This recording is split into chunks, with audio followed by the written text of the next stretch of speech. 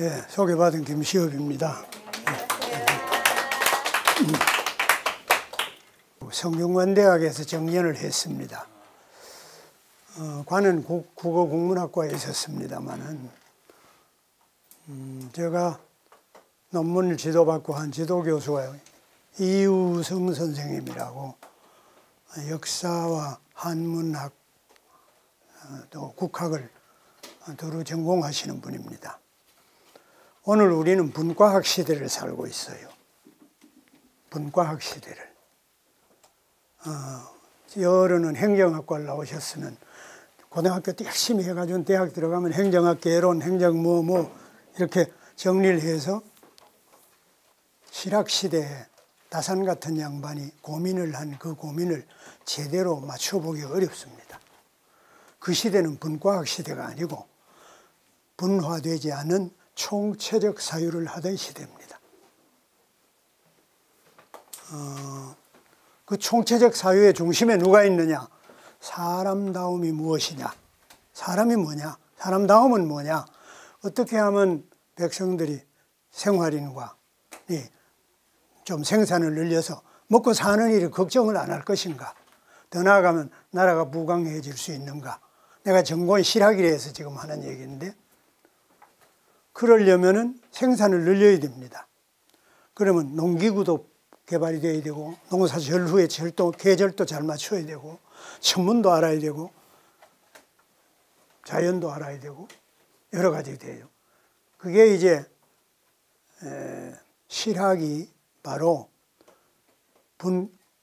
그렇게 시작된 게 다산이고 실학자들의 고민인데 우리는 오늘 분과학을 전문한 시대에서 그 전공에서 분과학은 서구의 근대사회, 중세로부터 근대사회를 오랜 기간 동안 겪어오면서 만들어진 분과학입니다. 이걸 전공으로 받아들여 가지고는 편벽되게도 지식인이라는 사람들이 다 자기가 대학이나 어디에서 배운 그 분과의 이론과 개념 그거 가지고 예전 걸 맞춰보려고 해요. 그러니까 다산은 위대한 경제학자이고 정치학자이고 물리학자이고 건축가이고 도시를 만들었어요. 화성을 뿐만 아니라 딸에게 시집가는 간에 딸에게 그려준 매저도 같은 그림도 그리고 온갖 걸 다 해놓은 겁니다. 그걸 음악하는 사람은 악서고존이란 다산의 책을 연구해가지고 다산은 위대한 음악가다. 나처럼 문학하는 사람은 다산의 현실주의적인 시가 많아요. 심각한 현실주의적 시가 많습니다. 그걸 보고 다산은 민족 시인이다 라고 말하는데 그렇게 각각 말해가지고 다산에게 같았지 않습니다. 인간 다산에게 같았지 않아요. 이게 이제 시대가 격해 있고 그러니까 다산을 포함한 실학시대에는 우리 학문이 중세의 이론론적 인식, 전체적이고 이론론적인 사유로부터 다양한 분과학적 사유로 근대로 넘어오는 우리 나름의 과정에 있었어요. 그런데 이걸 우리는 식민지 시대로 들어가고 서세동정을 겪으면서 이걸 우리 나름으로 극복하면서 펼쳐서 근대적인 분과학을 못 만들었어요. 서양의 분과학 개념이 유니버시티 체제를 타고 들어왔습니다. 그래서 이게 왜 하는지도 모르고 전부 다 하다 보니까 경제학을 열심히 공부해가지고 미국 가서 학위 받아온 사람이 도대체 우리 역사와 우리 사람들은 생산과 경제를, 생활 경제를 어떻게 했는지 관계 없습니다. 미국의 세계 경제와 또는 서양의 경제 유동 과정 이걸 가지고 여기다 주입을 하려고 하니까 덜 맞는 거예요. 몸살을 하는 거예요. 이게 학문과 현실의 괴리 현상과 부딪힘에 하게 됐어요. 제가 지금 딴 얘기를 이렇게 늘렸습니다만 그 이유는 우리는 지나간 분들을 생각할 때 심산도 그렇습니다. 그런 분 중에 하나라고 볼 수 있어요. 이분들이 살던 시대의 삶과 지식과 고민과 현실 그거하고 오늘하고는 엄청나게 다릅니다. 많이 다릅니다. 본질적 성격에 있어서는 같은 부분이 많고 동일하다고 할 수 있지만은 인간의 삶에서 구체적인 문제에서는 매우 많이 다릅니다. 그런데 그러한 다른 점들을 우리가 그려내거나 보고 오늘을 비춰보면은 역사가 오늘을 비추는 거울이 되고 우리에게 뭔가를 깨우쳐 주는데 역사 공부가 우리한테 뭐 아무것도 안 깨우쳐 줘요. 역사가. 그건 그거고 이건 이거. 이건 시험 볼 때, 대학 시험 볼 때 외우는 거고, 그 다음에는 잊어버려야지. 그거 가지고 있으면 머리가 많기만 합니다. 이거는 역사 공부 잘못한 거예요. 잘못한 게 아니라 역사학에 또는 그걸 제대로 못 가르쳐 준 거죠. 역사 자체가 오늘의 삶의 문제처럼 그거의 삶의 문제로서 인식이 되어야 되는데, 그렇게 되어야 되는, 그러려면 사회경제사도 있고 사회경제적인 것도 있고 여러 가지가, 제도적인 것도 있고 가치에 관한 문제도 있고 행정에 관한 문제 여러 가지가 그런 면인데, 그게 어려운데 우리가 심산 김창숙이라는 인간을 보는 것은 오늘 보고 거룩하다 대단하다 이래서 예찬을 많이 합니다. 하지만 심산도 고민에 빠져 있는 사람이고 나약한 부분도 있고 놀라운 부분도 있고 유약할 그런 면이 있는 한 인간 김창숙이 그 고민 속에서 어떻게 자기를 가누고 지내왔는지에 대한 제대로 그걸 느끼거나 보기는 어렵습니다. 그러나 되도록이면 그렇게 봐야 오늘 우리는 우리 문제와 내가 사는 문제와 오늘에 대해서 무언가를 깨추고 얻을 수 있고 할 수 있는 거지요. 그렇지 않으면 나하고 관련 없는 지식에 불과하니까 그건 지식 교육이 잘못되는 거예요. 그런 점을 같이 생각해 보는데 다시 이제 이야기로 돌아오겠습니다. 제가 성균관대학에 교수를 상당히 오래 했습니다. 30-40년 가까이 했는데 제가 들어갈 때는 심산 선생은 이미 나가시고 없었습니다. 학교의 교수로 있으면서 76년경에 76년경에 이우성 선생이 중심이 돼서 출신과 생각하는 분들이 우리가 다른 분들을 얘기하고 할 겨를이 없다. 우리 학교를 만들고 우리를 에게 깨우쳐준 초대 학장이자 학교를 만든 심산 선생을 제쳐놓고 놔두고 다른 데서 뭘 자꾸 그럴 게 아니고 우리는 심산의 후배로서 제자들로서 심산학으로서 심산 선생을 우선 먼저 알아야 되겠다. 이래가지고 심산사상연구회라는 서클을 만들었습니다. 가장 크게 반발하거나 못마땅해 한 것은 재단입니다. 첫째, 재단이 우리 자본주의고 우리 자본주의는 지배중심주의잖아요. 그 재단에 모두가 교수들이 매달려야 되는데 자기네끼리 심산 선생을 학교 교주나 설립자로서 이야기를 하겠다. 불쾌한 거예요. 그 다음에는 경찰, 정보부, 심산사상연구회 회원들은 좌파로 몰렸습니다. 그때는. 뿐만 아니고 이제 처음으로 모두 이렇게 국역을 국사편찬위원회에서 낸 심산유고라는 한문으로 된 문집을 번역을 했어요. 대동문화연구원에서. 그때 이제 그 편집과 번역 전체를 제가 책임을 지고 있었습니다. 대동문화연구원의 연구원이었기 때문에 교수 되기 직전입니다.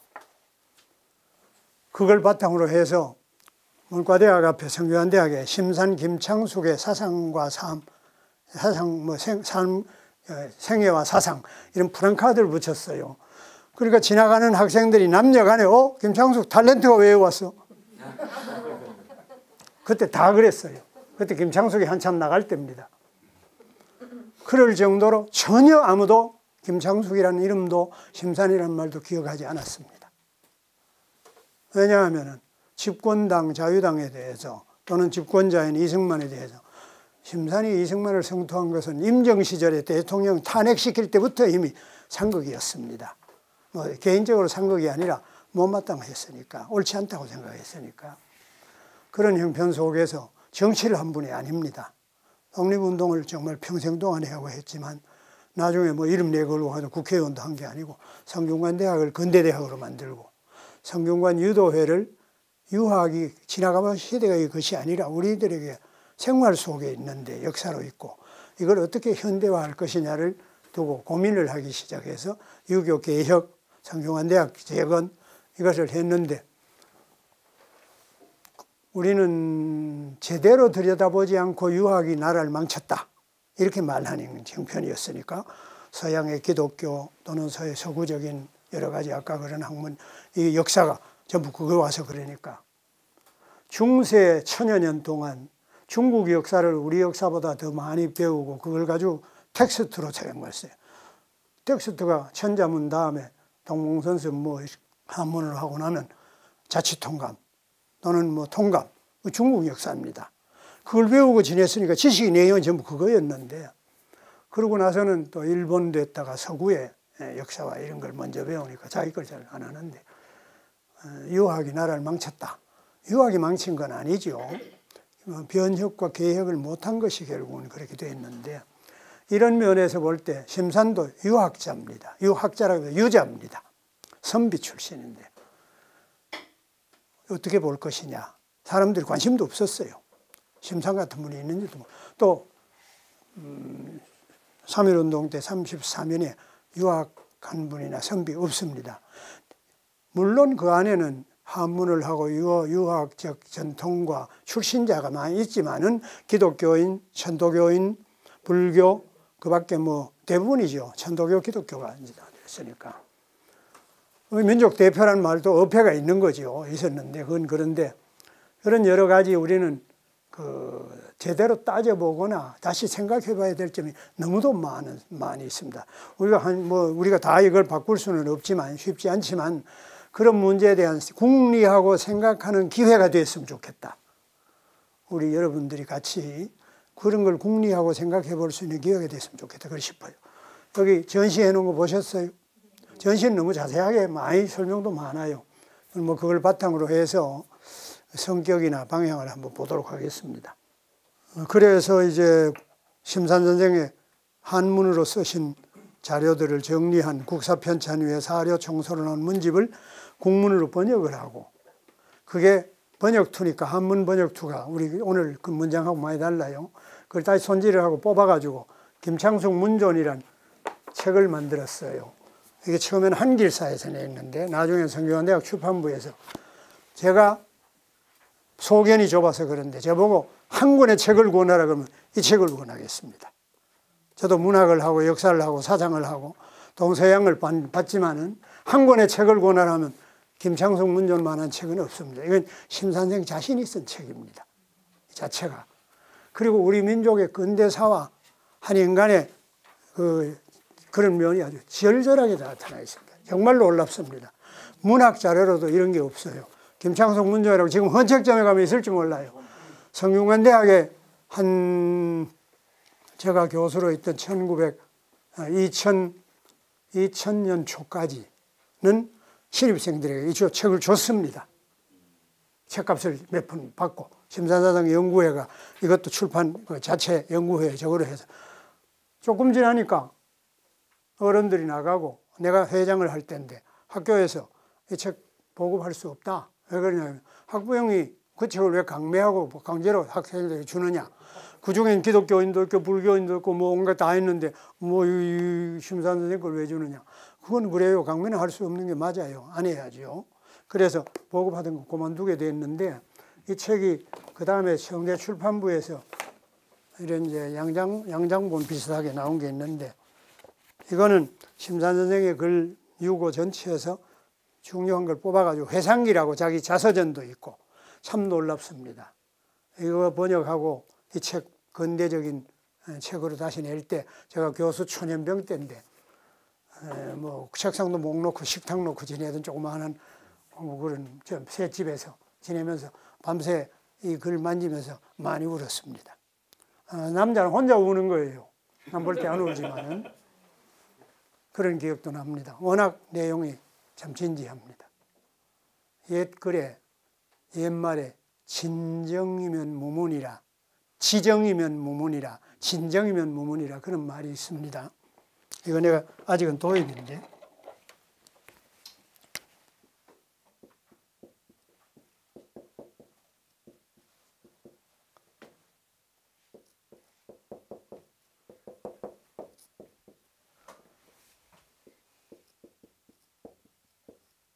이렇게도 합니다. 지극한 정성이 지극하면, 정이 지극하면, 느낌이 지극하면, 생각하는 바가 지극해서 정말로 옳자면 무문이라. 이 문자는, 이건 문이 지을 문자, 장식한다는 문자고, 이거는 그럴 문자인데 통용됩니다. 무문이라 장식하지 않아도 감동을 준다 이 말이에요. 정성이 지극하고 또는 진지하고 느낀 바가 그렇고 하면 지정이면 지극한 상태거나 진정이면 무문이라는 말이 있습니다. 심산 선생의 문집 이 글을 보면 한문으로 된 것도 그렇습니다. 정말 감동적이고 장식을 안 했는데도 와서 닿는 그런 글이 많이 있습니다. 아무튼 그러면서 사람들은 알만한 사람들은 심산 김창숙 선생을 삼선생 중에 한 분이다 이렇게들 얘기합니다. 삼선생 우리 근대 민족 근대사 속에서 단재 신채호 선생 정치다 뭐 이런 걸로 알려져 있는 건 둘째치고 단재 신채호 선생은 우리에게 스승입니다. 우리 민족사에 우리에게 딱 사표지요. 만해 한용운 선생, 심산 김창숙 선생 세 분을 듭니다. 좀 이렇게 하시는 분들이 말씀할 때 단재 신채호는 언론 활동을 했습니다. 그것도 유학을 했던 분입니다. 성균관의 박사도 벼슬입니다. 개화기의 성균관에는 박사란 벼슬이 있어 우리하고 같아요. 교수였어요. 그런데 당신이 거기 묶이기가 싫어서 사표를 내버리고 대한매일신보로 가서 대한매일신보 기자와 주필을 했습니다. 언론 활동을 하면서 전 우리 민족과 우리들 계몽하는 깨우치는 일을 단재만큼 열심히 한 사람도 없지요. 조선 상고사를 비롯해서 망명가와 중국에서 역사도 많이 내고 단재는 뭐 일화가 많지요. 단재 신채호 선생, 심산도 단재하고 아주 가깝고 같이 천고라는 잡지도 북경에서 내고 독립운동 신문도 내고 했습니다. 만해 한용운 선생은 불교도 불인이지만은 시인이라 우리가 그렇게 좋고 아름다고 아끼는 시인 정말 참 우리 역사에서 그분이 없었으면 어떻게 될까 할 정도로 우리말에 뛰어난 시인입니다. 만해 선생. 그러나 불교에서도 만해 선생을 불교를 위해서 뭐 한 분으로는 잘 안 보지만 여러분 3.1운동에 실제로 준비하고 기획하고 촉진한 건 만해입니다.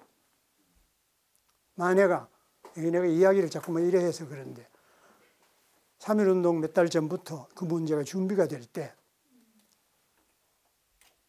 위암 그 천도교의 지도자가 아주 크신 분이지요. 여기 올라오다 보면 사진 흉상이 있잖아요. 누구지요? 손병희 선생. 의암 손병희 선생. 의암을 땡겨 넣어야 되는데 그래야 그때 천도교가 서울에서 가장 여러 가지 세력으로 의암이 타고 다니는 차가 궁중에 임금 타는 차보다 더 좋은 차였다니까. 그래 나중에 그 얘기 듣고 차를 궁중에다 줬잖아요. 그 의암이 뜻은 좋은 분인데 지도자니까. 그래서 의암을 어떻게 여기 포함을 시킬 수 있겠는가? 그 만해가 했대요. 만해 그 어록이나 자기 그 사담 얘기하는 거 보면 이암 선생한테 가서 자 우리가 이렇게 계획을 하고 있습니다. 이암 선생님 우리가 함께 죽든 살든 우리와 함께 해주시죠. 그랬어요. 그 이암이 가만히 들어보니까 이 똘중 새까만 머리가 새까만 똘중 아주 만해가 아주 새까매요. 이 서울 장안에서 갈불 수 없는 사람 갈단 말이 있죠. 갈른다. 누구도 감당할 수 없는 사람 새까만 똘중 만해 내가 나한테 시간을 좀 주게. 그러니까 만해가 이거 틀어놓은 거는 정말로 엄청난 일입니다. 일본에 의해서 드러나면 이건 뭐 죽는 판인데 네, 이암 선생님 믿겠습니다. 연락 주십시오. 하고 왔대요. 며칠 후에 이암이 사람을 보내서 만해 좀 보세. 갔어요. 조건이 있네. 선생님 조건이 뭡니까? 내가 첫 번째로 서명하겠네. 그래서 이암이 첫 번째 서명자가 됐대요. 물론 이암 쪽에서 돈도 많이 나오고 신도들도 많이 들어가고 지도급도 있었는데 그런데 그거 보면 천도교가 다 끌려가지도 하게 만들지 않고 또 천도교를 지킬 사람은 지키고 이래 했는데 이암이 앞장을 선 거예요. 그거는 이암을 폄하하려고 하는 게 아니고 모든 운동에는 그런 그것이 공개화되어 있지 않는 숨을 죽이고 가슴을 쪼는 운동 속에는 그런 일화나 그런 조그만 하는 일이 나중에 엄청 큰 그런 경향도 많이 있죠. 하여튼 만해가 불교에는 만해가 자기 말고는 한 분 더 넣었지요. 자기가 존경하는 선배 한 사람을 넣었습니다. 그런데 그 만해하고 심산은 유학한 분들이 모두 부끄러워할 수밖에 없는 역사상 3.1운동 거기도 안 들어가 있을 뿐 아니라 모두 선비네 몸네 하고 들어앉아서 지내고 했으니까 그런 중에 심산이 있어서 유학계, 유교계는 그래도 체면이 유지됐다 할 정도로 심산이 유학 전체의 대표적인 입장에서 3.1운동뿐이 아니라 민족운동에 앞장을 서서 그랬습니다. 세 선생 중에 한 분입니다. 제가 성균관대학에서 할 때 심산 선생을 이야기하는 중에 반침략, 애국주의란 말 많이 쓰죠. 반침략 항일운동, 심산이 해온 운동이 반분단 통일운동, 반독재 민주운동. 그러니까 항일운동, 민주운동, 통일운동을 평생 동안 다 했습니다. 이분이. 우리나라 근대 전환기 초기부터 4.19 직후까지 운동의 중심을 꿰뚫어온 분입니다.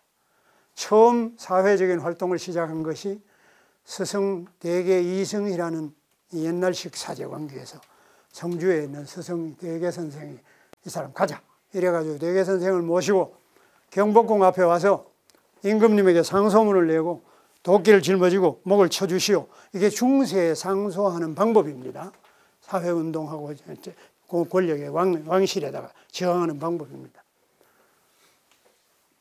대개 이승희 선생과 같이 을사오적의 목을 치시오. 을사오적을 처단해달라라는 상소문을 내는 것부터 사회활동을 시작해가지고 4.19 직후에 병원에 가서 누워 계실 때 민족자주통일중앙협의회 의장을 맡았습니다.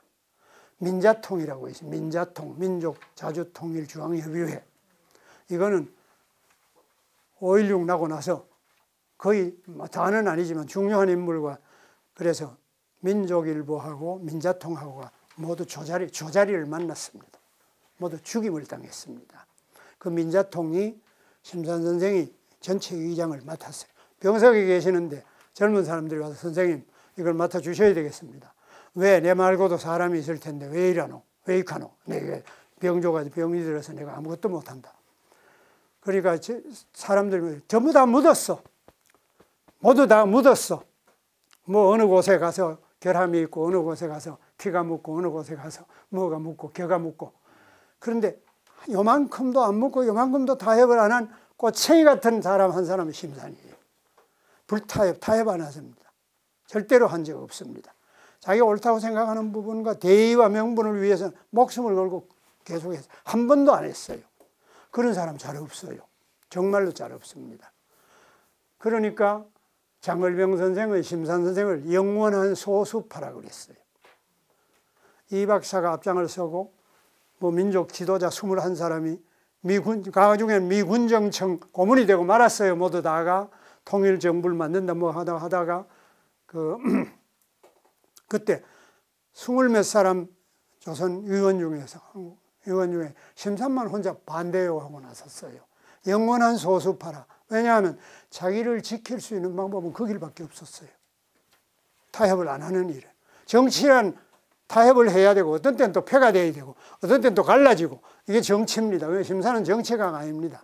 사상가이자 교육을 했던 처지고 민족 지사였지 스승이었지 정치한 사람은 아니니까 그런 면인데 어쨌든 구한 말에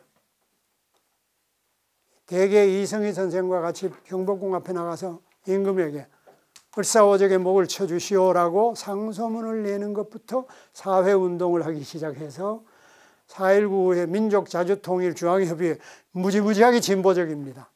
가자 북으로 오나 남으로 판문점에서 만나자 학생도 다 나서고 할 때입니다.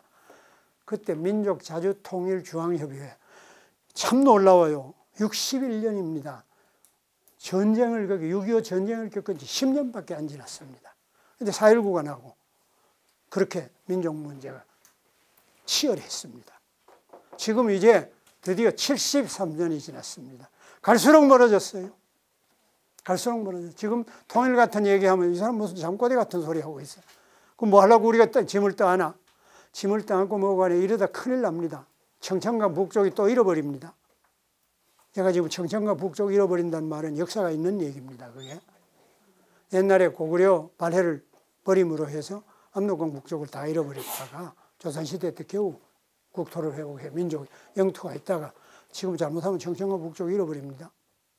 그보다도 밑에 서울 북쪽부터 다 잃어버릴지도 몰라요. 이거 정말 조심스러울 일일 뿐 아니라 길게 봐야 됩니다. 길게 안 보면 우린 죄인 됩니다. 길게 봐야 됩니다. 뭐 깃발만 든다고 되는 것도 아니고 그렇다고 또 미국기 든다고 되는 것도 아니고 정말 생각해 봐야 될 일인데 심산 선생이 그런 문제를 느끼고 생각하게끔 해준 분입니다.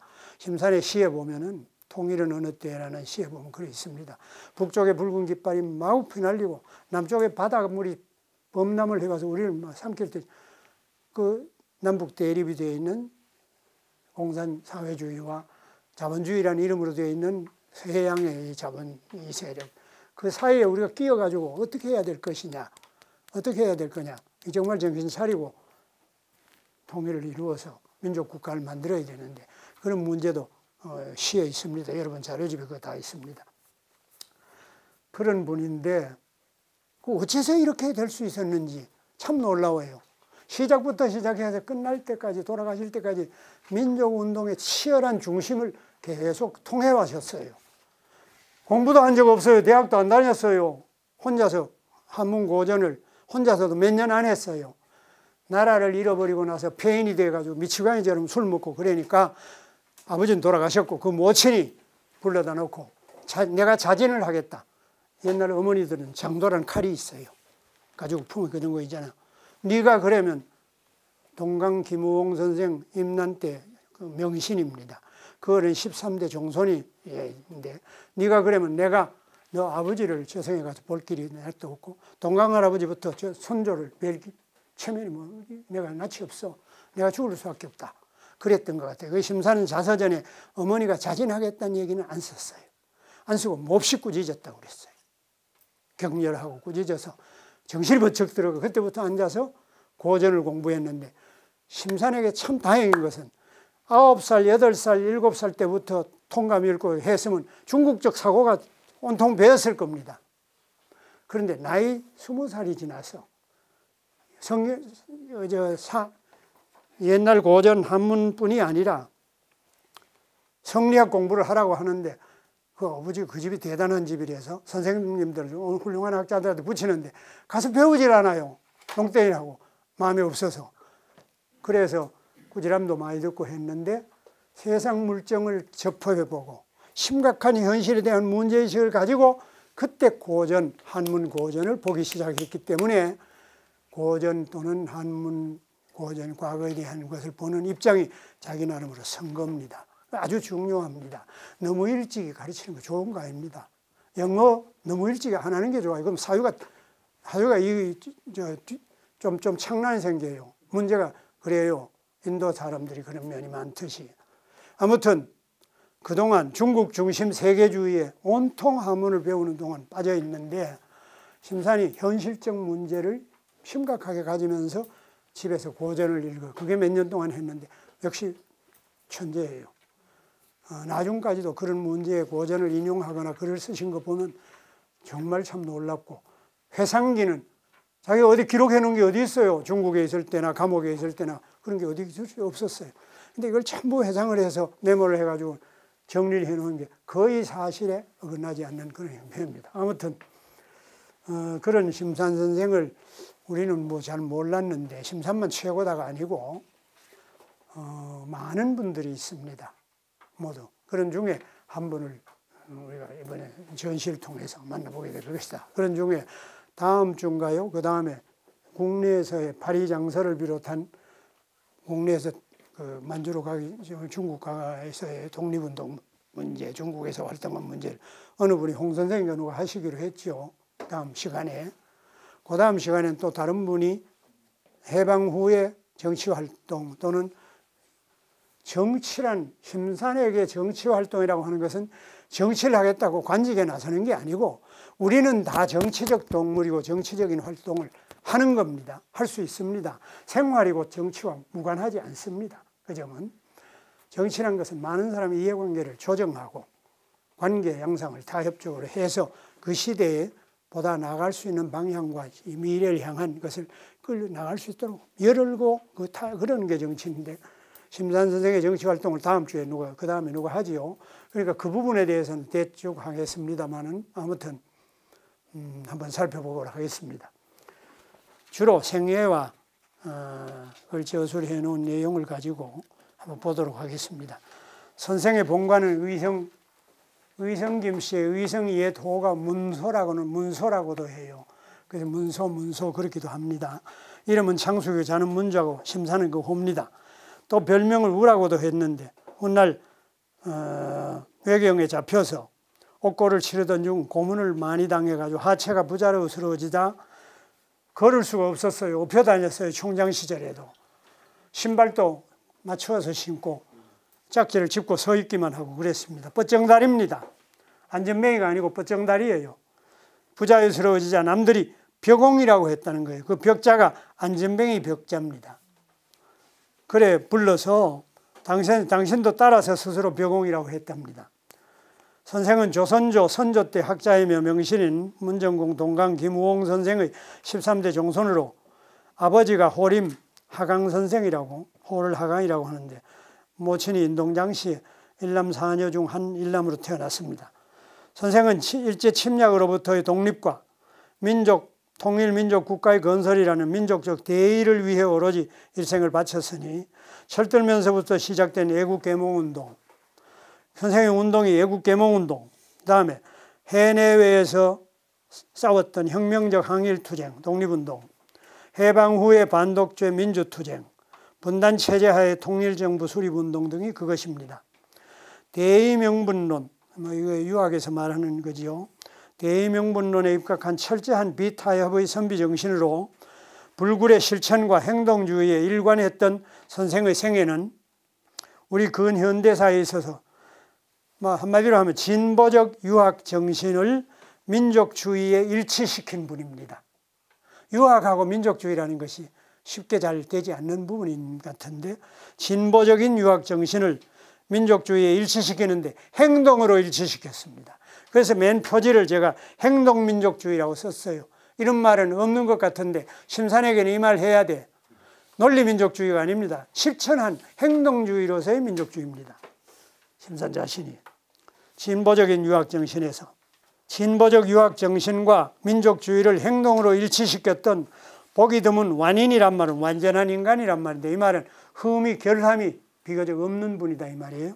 완인의 형상으로서 길이 민족의 사표가 될 것이다. 이에 선생의 회상기를 중심으로 생애를 간략히 보겠습니다.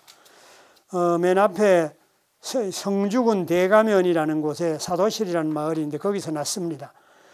이 어릴 때부터 성품이 내락하단 말은 홀홀치 않다 이 말이에요. 잘 안 듣고 말도 그렇고 이렇게 탁 해서 얽매이기 싫어해가지고 글 공부 안 했어요. 그러다가 16살 돼가지고 부친이 엄격하게 얘기를 하니까 그때 모여서 글을 읽었는데 재미나는 일이 있습니다. 사랑해서 글을 읽고 있었는데 선생을 초빙해가지고 마을에 혼자 있으니까 이 하강공 아버지가 어느 날 글 읽는 아이들 다 나왔어요. 나오니까 일꾼들이 모내기를 하다가 점심을 먹게 된 거예요. 그 일꾼들이 둘러앉아서 논 옆에 점심을 먹는 곳에 아이들을 다 불러서 같이 앉아라. 그래서 일꾼들하고 같이 앉아서 점심을 먹었답니다. 그때 이 어른이 그런 얘기를 했어요. 이제 바야흐로 반상, 양반과 상인이라는 그런 신분이 철폐되고 없어. 앞으로 신분이란 없다. 그런 일은 없는 시대가 된다. 뿐만 아니라 일하는 사람, 생산 담당자, 직접 생산 담당층, 저는 민주이란 말을 그렇게 표현합니다. 직접 생산 담당층을 민주이라고 합니다. 직접 생산 담당자인 일꾼들, 농업 생산하는 사람들과 글 읽는 사람, 지식인이 될 거죠. 글 읽는 너희들이나 신분 다 해체되고 같이 일하고 같이 살아야 돼. 그래서 차별을 둘 수가 없고 차이가 나는 게 아니야. 한 사람으로서 삶의 주체로서 같아. 이런 얘기를 했답니다. 심사는 평생 동안 자기가 가장 중요한 자기에게 온 말은 아버지가 자기 열대에서 30살 때 글 읽다가 불려나 같이 일꾼들하고 밥 먹을 때 했던 그 말과 집에서도 그런 얘기를 많이 했어요. 그래서 자기는 아버지가 내 첫 번째 스승의 선생입니다. 깨우쳐줬고 깨치고 계몽적이고 또 근대적인 사유를 하게 했다 그럽니다. 그래서 엄격한 부친으로부터 노예 해방과 계급 타파 등 성각적인 소견을 두고 새겼습니다. 그런 면이 있습니다. 이 집 자체가 또 그런 면이 있어요. 이 어른이 여러분 이 시대를 얘기하려면은 사람을 얘기하기 전에 시대를 좀 알긴 알아야 되는데 우리는 독립운동하면 첫 번째로 꼽는 게 의병입니다. 의병 그래요. 일본에 대한 의병 다음이 뭐냐면 계몽운동. 계몽운동은 별로 말 뭐 안 하지요. 애국 계몽운동, 학교운동, 근대적인 뭐 이 사상 또는 근대적인 사회활동 이런 거. 그 다음이 항일 독립운동. 그 독립운동하고 해외에서의 독립운동, 국내는 뭐 별로 하지도 못했고 만주, 중국, 미국도 있고 세계에 많이 나가 있었지요. 그 다음에 이제 해방이 되면서 통일, 민족 문제가 되면서 분단이 되어 왔는 그런 상황인데 의병운동과 계몽운동은 아주 상극입니다. 무슨 말이냐 하면 의병은 위정척사론이에요. 위, 방위한다, 지킨다. 위정, 올바른 걸 지키고 척사, 배척한다. 뭘 사특한 것을 배척한다. 그때 사특한 사는 외세입니다. 서양의 외세. 정은 우리의 중세 조선이라는 왕조 국가. 위정, 나라를 지키면서 사특한 외국 사상이나 외국 바람을 배척하는 것. 위정척사론입니다. 이게 의병의 바탕이고 이게 이제 그 유명한 최 누굽니까? 최익현 선생 같은 분이 아니고 또 위정척사를 주장한 분들이 있죠. 그것도 중요한 민족적인 또는 그 당대의 현실적인 문제입니다만은 그와는 달리 계몽운동을 한 분들이 있어요.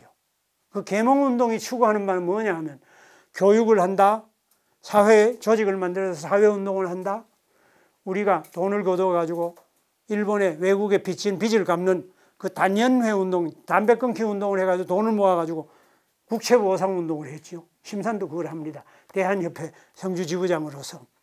그런 운동을 하면서 국가의 빚을 지지 않고 근대 사회에서 사회가 가야 될 길을 추구하는 겁니다. 이거는 공화제적 국민국가를 지향합니다. 공화제적 공화제라는 게 삼권이 분립되는 게 공화제죠. 입법, 사법, 행정이 갈라지는 근대국가입니다. 공화제적 국민국가, 국민이 중심이 되는 국가를, 이거는 근대 사회 국가입니다. 중세 왕조 시대로 돌아가고 그걸 지키고 지키자는 운동하고 근대 세계의 그 추세인 국민국가로 가자는 것은 이거는 지금 좌우 대립 정도가 아닙니다. 이건 중세 사회와 근대로 가는 두 갈림길이고 이거 정반대입니다. 그래서 안동 내 앞에 있는 협동학교를 의병 자녀 세력이 테러를 합니다. 고향 내 앞이라 저 고향 마을입니다. 내 앞에 독립운동 기념관이 있습니다. 우리나라에서 나라가 안 세우고 지방에서 세운 독립운동 기념관 지금 도립이 되었습니다만 목천에 있는 독립기념관은 독립기념관 국가 것이고 독립운동한 기념관이 내 앞 마을에 있어요. 아주 참 중요한. 왜 그러냐, 거기 협동학교라는 학교가 있었는데 이 협동학교가 계몽주의적인 운동이었는데 이걸 안동에 있는 의병 자녀 세력이 테러를 합니다. 그래서 여기 서울 신민회, 상동교회에 있는 신민회 지하조직에서 온 교사 2명하고 학생하고가 테러를 당해서 죽습니다. 이때 대한매일신보, 황상신문 같은 우리나라의 신문들이 연일 이 문제를 크게 다뤘습니다. 우리는 역사에서 그런 거 안 배웠어요. 가장 중요한 문제, 왜 그랬느냐 하면 그때 사회에서는 이게 심각한 노선 문제였기 때문에 중세 국가로 되돌아가고 중세 국가를 지키느냐, 근대 국민국가 세계 추세인 이거를 나아가느냐 하는 문제가 노선이 갈라지는 겁니다. 그래서 계몽운동가들을 위정척사론에서는 머리 깎은 개화꾼이라고 그래가지고 개화꾼들은 망했다. 옳지 않다고 본 거죠. 개화꾼들은 볼 때 그 보수적인 과거의 문제를 현실을 모른다고 생각했겠지만 근데 우리는 독립운동사를 배우면서 의병운동, 외국 계몽운동, 항일 독립운동 그냥 쭉 순차적으로 배웠을 뿐이지 이 자체가 우리 생활 내부에서 치열하게 다투고 심각한 노선 대립이 이루어졌다는 걸 배우지도 않고 가르치지도 않습니다. 그 자체가. 심산집은 위정척사를 한 집이 아니고 여기 이 어른이나 조부가 독립 의병의 관계를 별로 안 했어요. 일찍부터 어떻게 됐는지 이 집은 계몽운동 쪽입니다. 계몽적 진보적인 입장이었습니다. 그때로서는 중국에 있는 계몽운동가들하고도 이제 적을 많이 하고 해서, 또 성주에 있는 심산집이 퇴계 경상북도 안동을 중심으로 한 퇴계 선생의 성리학적인 그런 맥도 닿고, 아까 대개 이성희 선생은 그쪽입니다. 그런가 하면 자기가 존경하는 선생은 면후 곽종석입니다. 면후 곽종석은 남명선생 계열입니다. 그래서 이 집은 남명선생 계열의 절이주의, 절이파, 행동과 절이파, 그걸 상당히 많이 가지고 있고, 그런가 하면 자기 스승인 대계 쪽에 퇴계학 쪽 학맥도 가지고 있어서, 그 학맥이라는 것은 공부가 다른 게 아니고 세계관을 가지기 때문에 체질과 행동에도 관계가 있습니다. 그 학맥이. 그때로서는. 지금 우리는 보편적인 지식을 가지는 것으로 되어 있지만은 사상만보다 그런 면인데, 이 집이 그런 특징이 있어서 일찍부터 계몽주의적인 경향을 가집니다.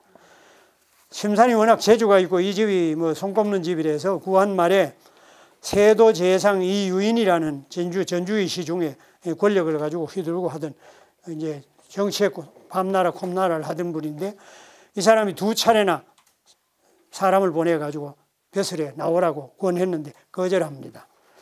그리고 1905년 26살 됐지요. 그때 동향서성 대개 이성희 선생을 따라 서울로 가서 을사오적의 목을 뺄 것을 국왕에 상소하고 붙잡혀 들어가가지고 감옥살이를 합니다. 옥살이를 이제 철이 들면서부터 옥살이를 하기 시작합니다. 그리고 돌아와서 1908년 대한협회 성주 지부를 설치하고 구습과 계급 타파 혁파에 앞장을 섭니다. 그러면서 1909년경에 성주 그 대한협회를 중심으로 모금운동을 해가지고 나라의 빚을 갚자, 이러한 그 중앙에서의 그런 운동이 벌어져서 거기에 동의를 하는데, 근데 가지고 돈을 걷어가지고 전국 단연회 대표로, 성주 대표로 활약을 해가지고 돈을 가지고 가보니까 요거 이전에 일진회를 성토하고 한일 합방론 펴는 일진회를 성토하여서 이때는 대한제국이죠. 중추원과 신문에다 그걸 성명서를 발표했던 것 때문에 여러분 일본은 관헌이라고 돼 있어요. 이게 무슨 말이냐 하면, 일본은 조선 식민지를 다스리는 경찰을 보내지 않고 헌병을 보냈습니다. 군인이 왔습니다. 그런데 하는 일은 경찰입니다. 그래서 일본 경찰이라고만 말하는 게 아니고 관헌 또는 경찰들도 실제는 군인이었습니다. 그 점이 일제가 우리를 계몽하고 어쨌다고 하는데 그런 면이 없는 건 아니냐, 식민지 정책에 그런 면이 있습니다. 관할에 부재해가지고 8개월 동안 옥고살이를 합니다. 그리고 1910년 일제 합병되기 직전에 전국 단연동맹 성주 대표로 활약을 해서 국채 보상을 위해서 기금을 모아가지고 갔어요. 근데 가보니까 대한협회가 변질이 되어가고 있었어요. 뿐만 아니고 친일파들이 관계를 해가지고 이 자체가 변질이 됐어요. 그래서 가지고 간 돈을 안 내놓습니다. 안 내놓고 그 돈을 다 거부하고 다시 가지고 돌아와서 성주로 고향으로 와서 자기 선조를 모신 청천서원에다가 학교를 벌려가지고 성명학교라는 학교운동을 펴게 된 겁니다. 이제 계몽운동의 일종입니다.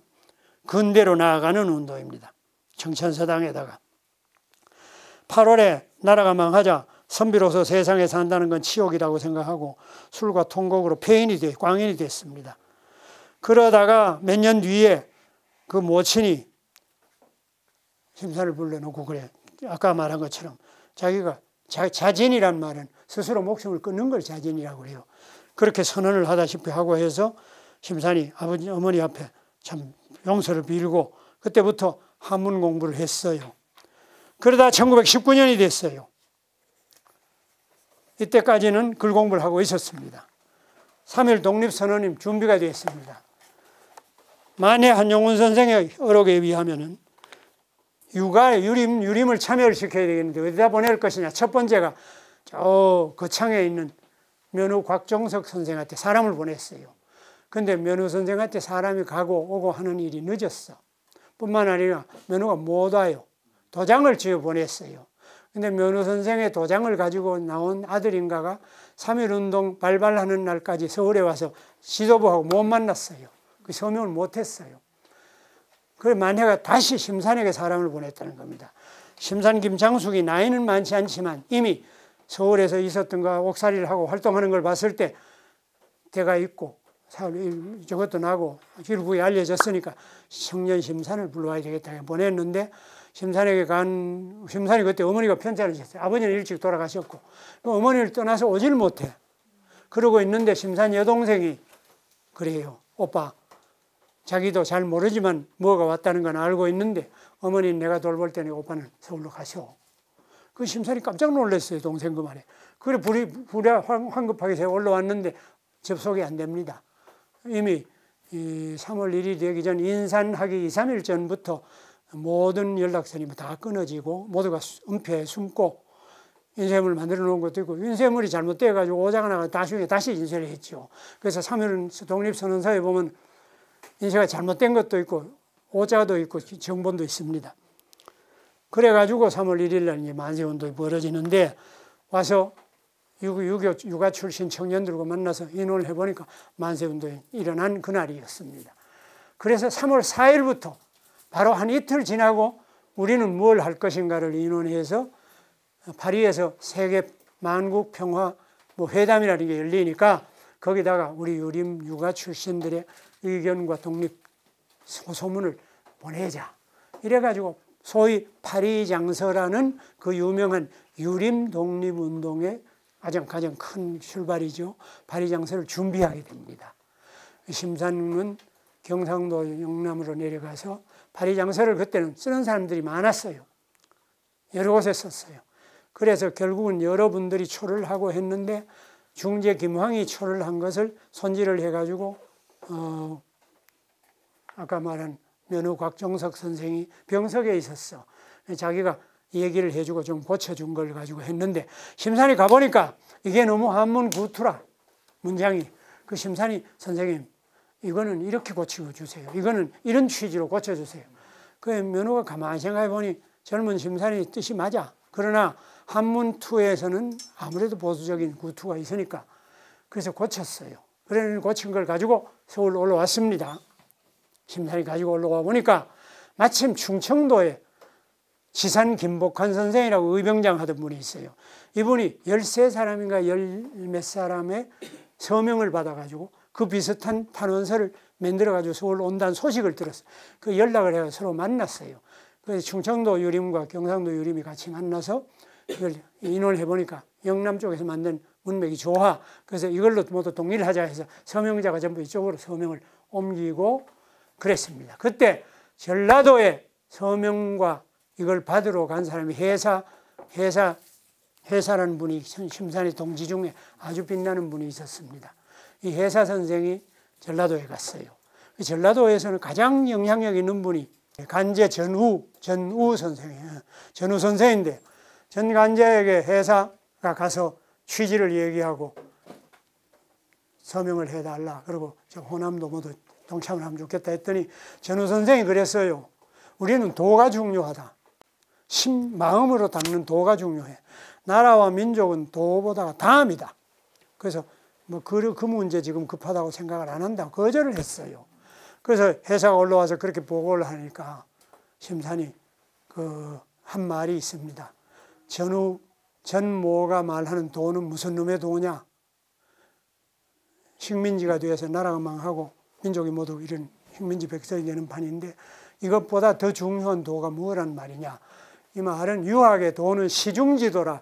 대시자 가운데 중자.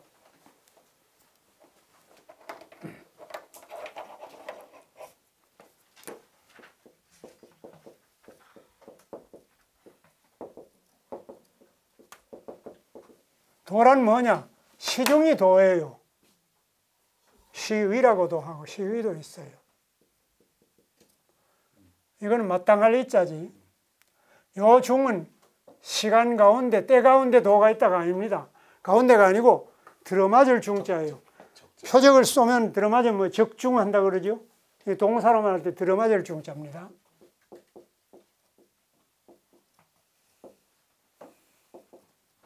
그러니까 때에 들어맞는 그때에 생각해야 되고 그때에 해야 될 일, 옳은 것이 무엇이냐, 현실 속에서 그게 도다, 그 말과 마찬가지인데 시중지도를 말합니다. 그래서 비난을 했어요. 실제로 했고 그래도 그랬었어요. 그래가지고 저 간제 전후선생 후학들이 아주 많아요. 수천 명이 돼요. 일제 때 간제 문인이 되면 보신책이 됐어요. 일본이 별로 문제로 삼지 않았다는 얘기도, 그런 경향도 있었습니다. 하여튼 전후 선생이 도를 수양하고 지키는 입장에서 현실과 약간의 많은 거리를 뒀는데, 그래서 그 후학들은 심사를 상당히 비난을 하고 서로 척이 되어 있지요. 옳다 그러다가 문제가 아니고 그게 현실입니다. 그럴 수 있는 일이었습니다. 그래서 글을 받아가지고 이제 중국으로 망명을 가는데 어떻게 갈 것이냐. 그래, 면후 곽종성 선생이 중국에 가면 이러이러한 분을 만나라. 계몽운동을 하고 중국의 선견적인 그런 자기가 아는 분들을 모두 소개를 해줬습니다. 그것도 썼는데 이 파리 장사가 길어요. 이걸 줄마다 해가지고 이거 오렸습니다. 오려가지고 이걸 꽈어요. 노로. 꽈서 집하고 함께 이래 꽈가지고는 집신을 삼은 거예요. 집신을 둘러매고 가면 집신을 신고 다닐 때는 집신을 몇 켤레 만들어가지고 다니니까 통과가 됐어요. 대부분 다가 뭐 검색을 하고 신의주에서 이주에서도 검색하고 곳곳에서 일제가 검열을 하고 했지만 집신 먼 길 다니는 사람들 집신 신고 다니는, 그래가지고 가서 이걸 풀어가지고 다시 붙여서 그래서 그 문맥을 만들었는데, 조금 이제 최근에 알려지는 바에 여러 가지 연구가 되는 내용을 보면 서울에 와서 펼쳐놓으니까 서울에 있는 젊은 육아 출신 젊은 사람들이 볼 때 이게 캐캐 묵었다, 이거 안 되겠다, 자꾸 바꾸게 됐어요. 그 중에 가장 크게 바뀐 얘기가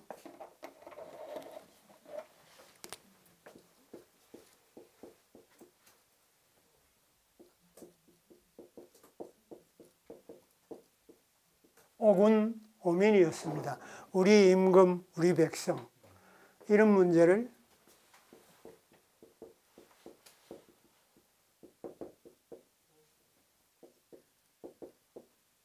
오국 오민으로 바뀌어집니다. 우리나라, 우리 국민, 국이 나라니까 국민이 되지요.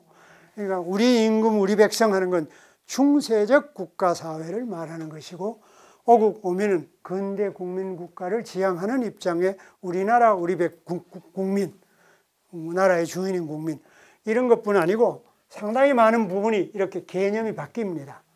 중국 갈 때까지도 바뀌고 상해 가서까지도 바뀌었대요. 상해에서 독립운동하는 사람들이 볼 때 이걸 이제 영어로 번역을 해가지고 파리에다 보내고, 왜냐하면 그때 김규식 선생하고 미리 갔기 때문에 심산이 뭐 물어도 못하는데 갈 수도 없고, 여기서는 돈 모은 걸 가지고 갔지만은, 그래서 편지를 보내고 전부 복사해서 전국에다 세계에다 뿌렸는데, 그렇게 파리 장사 하나도 많은 사람들과 이 시기 진전적인 사람들의 첨가와 이런 문제를 해가지고 고치고 이랬던 모양입니다.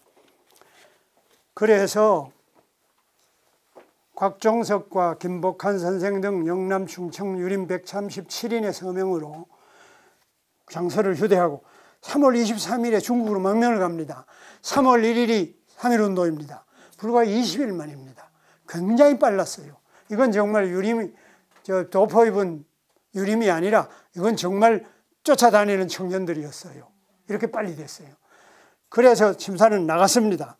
상해에서 영무로 바꾸어서 보냈습니다. 그리고 나서 그때부터 상해 임시정부가 4월 달에 출범을 합니다. 심산도 임시정부 창립할 때 관계를 합니다. 상해에서 이동영, 이시영, 박은식, 신채호, 안창호, 조성환, 조완구, 신규식 선생 등 이 앞에 여러분이 있어요. 몇 사람이 있습니다. 이런 분들하고 같이 이 독립운동을 활동을 하면서 심사는 특히 한문교양을 바탕으로 중국의 손문 선생, 중국 국부인 손문 선생하고 회견을 여러 번 합니다. 다른 사람들은 한문을 못할 짧은 사람은 중국어를 못하니까 회견이 안 돼요. 한문으로는 고문이니까 돼요. 중국 사람들하고 주고받을 수 있습니다. 회견도 많이 합니다. 그래서 교섭을 해가지고 한국을 도와주는, 임정을 도와주는 그런 일들을 꽤 많이 합니다. 그래서 중국 정부의 외교부라든가 또 경제, 정치, 군 또는 상인들, 교육계 인사들을 접촉해가면서 한국 독립 후원회를 조직해 하고 한국 망명정부 활동에 경비를 도와주도록 후원회를 만들기도 하고 합니다. 그리고 한국 유학생들을 조직해 모아가지고 또 한 50명 됐습니다. 중국어와 영어를 가르치고 교육을 합니다. 심산이 여기서 개봉운동을 했다는 것으로 해서 거기에 있는 동지들이 교육활동을 해달라고 했습니다. 그때 상해 임시정부를 조직할 때 의정원 경상북도 의원, 경상도 의원이 됩니다. 또 망명 동지들 같이 온 사람들을 수시로 만주나 국내에다 밀파해서 독립운동 자금을 많이 모아옵니다. 심산이 이때는 독립운동 자금을 많이 모아올 수 있는 실력자였어요. 왜 그런가 하면 한국에 있는 종가라는 말 알지요? 한 성시 집성촌이 있으면 종갓집 또는 그런 분들이 거의 다 지주거든요. 지주인 유림들, 종가 이런 쪽이 심산이 대부분 다 아니까 잘 통하고 하니까 그런 데서 돈을 모아올 수 있었어요. 그래서 심산이 돈줄에서 좀 좋았습니다. 북경에 가면 성제 이시영 선생 형제들, 우당 이회영, 그 다 5형제가 오늘날은 뭐 수백억을 가지고 만주로 가서 다 털고 독립운동하다 알거지가 돼서 북경으로 왔죠. 그 중에 성제 이시영 선생은 여기도 흉산이 있더만요. 항해로 와서 임정에 과담을 많이 하지만 우당 선생은 임정 쪽이 아니고 뭐 아니다 기다보다도 우당은 무정부주의자입니다. 무정부주의를 했습니다. 일찍 돌아가셨어요. 북경에 있었어요. 근데 여러분 상해 북경이 성격이 많이 다릅니다. 상해는 일종의 상해 임시정부는 내가 좀 웃으면서 얘기하면 페이퍼 네이션입니다. 서류로 만든 정부입니다. 누가 장관, 누구는 뭐 미국에 있는 이승만 대통령, 누구는 뭐 각곳에 있는 지도자를 넣어가지고 조각을 하고 조직을 하고 정부를 혈류로서 꾸미고 그걸 바탕으로 해서 중국의 국민당의 지원을 받거나 미국에 있는 동포들의 지원을 받거나 이렇게 하는 그런 일종의 참 조직과 문서를 갖추는 일종의 정부고 북경은 무정부주의자들 또 적극적인 독립운동 예를 들면 여러분 시인 중에서 264 북경에 있는 군관학교 출신입니다. 혁명군관학교 출신입니다. 살아있었으면 좌익이 됐고 사회주의가 돼서 우리가 시고 깻먹이고 이름도 못 불렀어요. 돌아가셨기 때문에 우리가 다행이지. 다행이라기보다 그런 거예요. 북경은 그런 무정부주의와 혁명주의 그쪽이 많습니다. 단재 신채호, 백안 박은식 이런 쟁쟁한 분들은 북경파고 북경에 많이 있습니다. 심산도 상해보다 북경에 더 많이 가 있습니다. 거기서 백안 박은식과 같이 뭐 3.1일보도 만들고 단재 신채호와 같이 청고도 내기도 하고 하는 활동을 합니다. 그때 임정은 또 특징이 뭐냐면 평안도 정부입니다. 조금 과장되게 말하면 평안도 기독교인 출신들이 아주 많습니다. 3.1운동은 천도교와 기독교 일부가 있었지요. 가톨릭은 관계를 안 했습니다. 기독교도 교파에 따라 다릅니다. 많이 다릅니다. 그랬는데 불교는 뭐 두 사람밖에 없었으니까 그때 뭐 만해가 오직하면 한국의 불교는 중들은 부처님이 오셔서 구제를 한다면 맨 마지막에 구제할 게 한국의 중이다 그랬어요. 만해가 자신이 그런 소리를 할 정도로 부패라기보다 떨어져 있었습니다. 그런 면들이. 그런데 그래서 상해와 북경을 오르내리는 일이 상당히 많았고 독립운동사에 있어서 그런 문제를 우리가 짐작하기 어렵기 때문에 그냥 뭐 누구 하면 뭐 했단다 이렇게 되는데 그 다음에 이제 만주는 다릅니다. 3.1운동 이전부터 이미 만주는 나라가 망하기 전부터 가서 땅을 일구어 가지고 이주민이 있어서 국민이 있고 세금이나 돈을 거두고 군대를 양성하는 정부였습니다. 그게 정의부, 통의부, 만주에 있는 뭐 서로군정서 같은 건 군사정부지만은 군정서 또는 뭐 그 밖에도 나중에 가면 전만 통일 뭐도 있고 여러 붙습니다.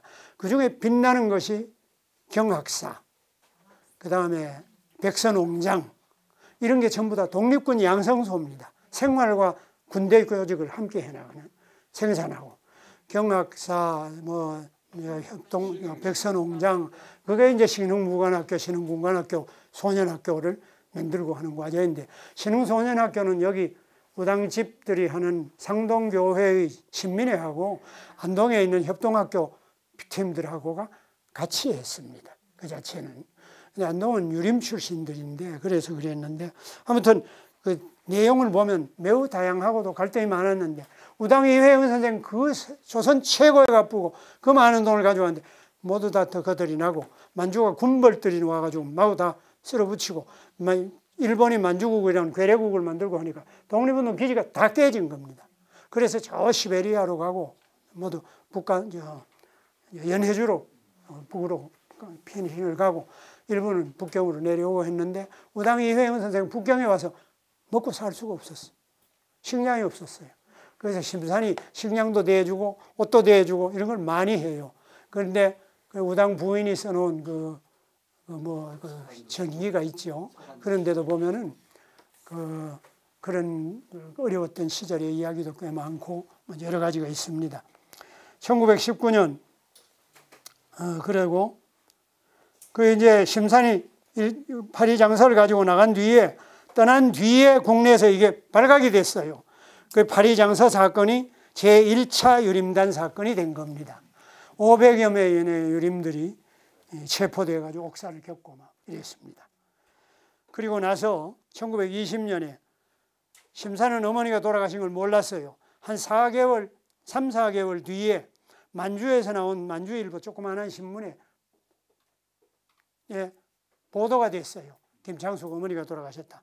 그래서 곡을 하고 상회에서 그랬더니만은 백범이 그랬어요. 심산 나도 그랬어. 자기도 어머니가 돌아갔는데 못 갔어. 그러니 너무 슬퍼하고 그러지 마라. 심산이 떠나올 때 어머니가 날 생각하지 말고 가거라. 니는 나라를 위해서 몸을 바칠 일이니까 가거라. 이렇게 했다고 심산이 기록을 해놓은 게 있으니까 백범이 보고 그래. 심산의 모친은 바다를 5개를 건너고 3개를 건너더라도 여기 오실 거고 오실 수 있어. 그러니까 심산이 다 때려치우고 효가 첫 번째니까 효를 첫 번째로 봅니다. 다음이 충입니다. 유학에서는 그 부모에게 효도하고 하는 것이 첫 번째입니다. 그래서 가서 분상을 해야겠다. 어머니 모시고 상주노를 해야 되겠다. 가겠다고 하니까 그래 백범이 말리기를 나도 그랬다. 어머니가 당신 어머니는 심산의 어머니는 훌륭한 분이야. 여기 오실 수도 있고 오실 걱정. 거기다 빈소를 차려놓고 향을 꽂고 뭐 분상을 하고 그랬다는 겁니다. 아무튼 그러면서 중국의 참의원 이장 임삼이라든가 오경겸이라든가 또는 서겸 같은 오산 같은 위인들과 가까워서 상해와 또 광주, 광동과 이런 쪽으로 다니면서 심산이 여러 가지 그 한중 인사들의 우호와 이런 걸 많이 했습니다. 그러다가 20년에 상해 임정이 만들어진 그 다음 해 말이에요. 대통령으로 모셔놓은 이승만 박사가 잘못했어요. 미국의 대통령에게 윌슨인가 대통령한테 나중에 조선을 신탁 통치를 해달라고 위임 통치를 해달라고 청원서를 냈어요. 앞으로 미국이 이길 거니까 위임해달라. 이게 알려진 겁니다. 그러니까 상해 임정이나 해외에서도 만주에서 고생하는 많은 국민들이 독립운동가가 기가 막힐 노릇이요. 이 대통령 탄핵해야 된다. 그런데 백범을 비롯한 상해 임정파는 임정이 힘이 약하니까 가진 것도 적고 미국에서 오는 그런 것도 많이 원조도 있어야 되고 하는 형편이니까 그러지 말고 적절하게 넘어갔으면 좋겠다 하는데 북경파들이 나선 거예요. 그래서 탄핵을 했어요. 재판 벌려가지고. 이승만 박사는 대한민국 해방되기 전에도 탄핵을 한번 당했어요. 그런 일이 있었어요. 뭐 그게 좀 지나쳤느냐 어쩌느냐는 뭐 둘째 얘기고 그런 갈등이 있었다. 박은식 선생과 사민일보는 혁명운동지입니다. 신채호하고 천고에는 많은 필자가 이름이 없습니다. 안 씁니다. 송아지 또 뭐 임생 이게 누군지 잘 모릅니다. 그거 이름 쓸 수가 없으니까 여러분 일제가 마구 뭐 중국도 막 들어가고 하는 판이니까 그러다가 22년에 조선 총독부에서 사람을 보냈어요. 경학원에 벼슬을 주겠다. 경학원은 성균관을 일제가 없애고 경학원이라는 학원을 만들었어요. 경학원은 목표가 뭐냐? 일본 천황이 유학이 받드는 그게 일본 천황을 받드는 유학을 한다는 그걸 황도유림이라고 합니다. 황도유학이라고 그러는데 천황을 받드는 거기에서 경학원 원장을 주겠다고 믿기로 해서 투항을 권유해 왔는데 그걸 거절할 뿐 아니라 신고해가지고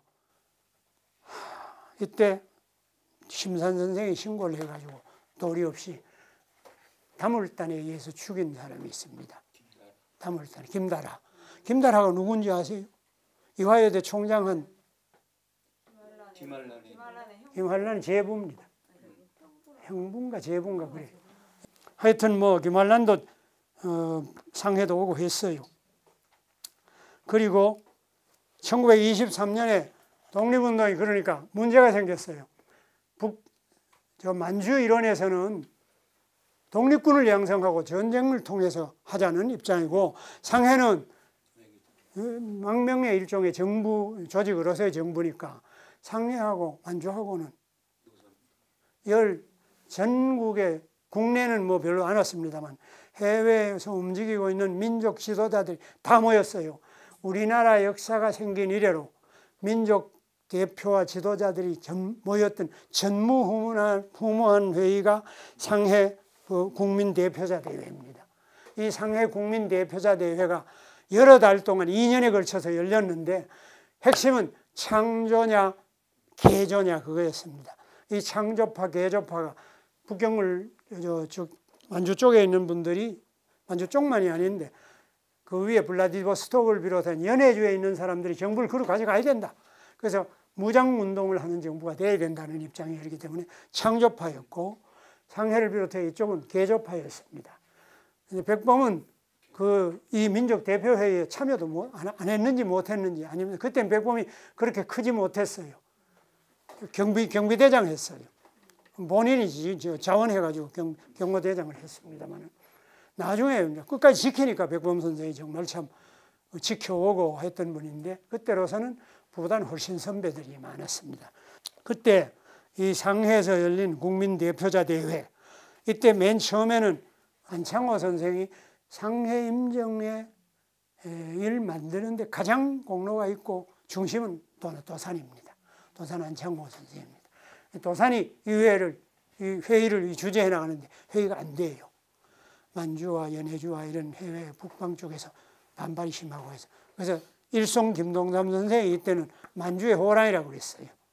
독립운동을 제일 정말 만주벌 호랑이라고 하는 일송 선생이 있습니다.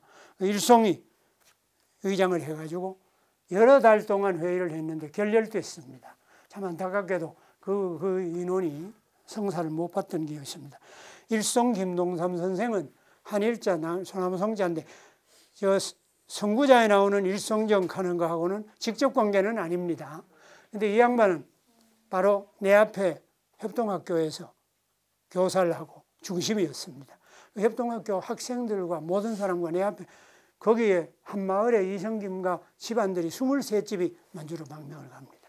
그래 가서 무관학교, 신흥학교를 하고 하는 동안인데 일송 선생은 거적대기 둘러매고 분란이 있는 곳에 일송이 간다고 할 정도로 화합주의고 조정을 하고 했던 참 민족 지도자 중에 오직 하면 만해가 일송이 서대문 감옥에서 죽으니까 가서 시신을 받아가지고 오면 와서 2천만 동포를 잃은 것과 마찬가지로 유사지추의 유일무이한 민족 지도자를 잃었다. 해방이 됐을 때 나라를 받았을 때 그렇게 말합니다. 그거는 이분이 통합주의와 화해를 많이 하는 분이었기 때문에 그런데 그분이 본명은 김동삼이 아닙니다. 동삼성지 일송이라고 해서 동삼은 자기 이름으로 바꾸고 성지는 자를 쓰고 일송은 호를 써서 동삼성에 중국 동북방 동삼성에 내가 한 그루 소나무가 되겠다. 뭐 그런 취지지요. 하여튼 일송에 했습니다. 그 다음에는 주로 북경에 많이 갑니다. 이회영 신채어둔과 인원해가지고 이제 독립운동 자금을 구하러 가보니까 어려워요.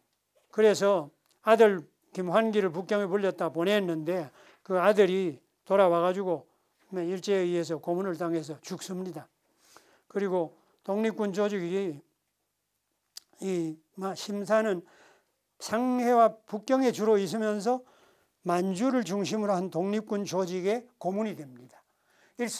백범도 그때 서로군정서의 고문이었습니다만은 그러던 중에 만주군벌 풍옥상이라는 장군이 있는데 풍옥상과 교섭을 해가지고 만주와 몽고 국경지대에 3만 정보의 땅을 얻기로 하고 거기에 독립운동 기지를 만들고 군을 기르겠다. 이래가지고 그 개간과 군 자금을 군을 무대하는 모금을 하기 위해서 국내 많은 동지들을 데리고 국내로 들어옵니다. 그래가지고 영남 쪽으로 자기 심산이 영남 쪽에 종가를 모두 말고 선비사회를 아니까 모금을 해 보내는데 이때 그 유명한 분들 중에서는 별일이 다 있습니다. 자기 외가의 부자예요.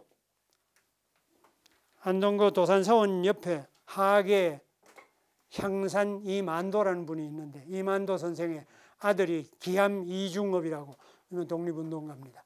손자 둘이 있는데 그 아들 기암 이중업과 손자 둘이 다 심산과 함께 모금도 하고 독립운동을 하고 했는데 그 중에 한 사람이 자기 외삼촌을 찾아갔어요.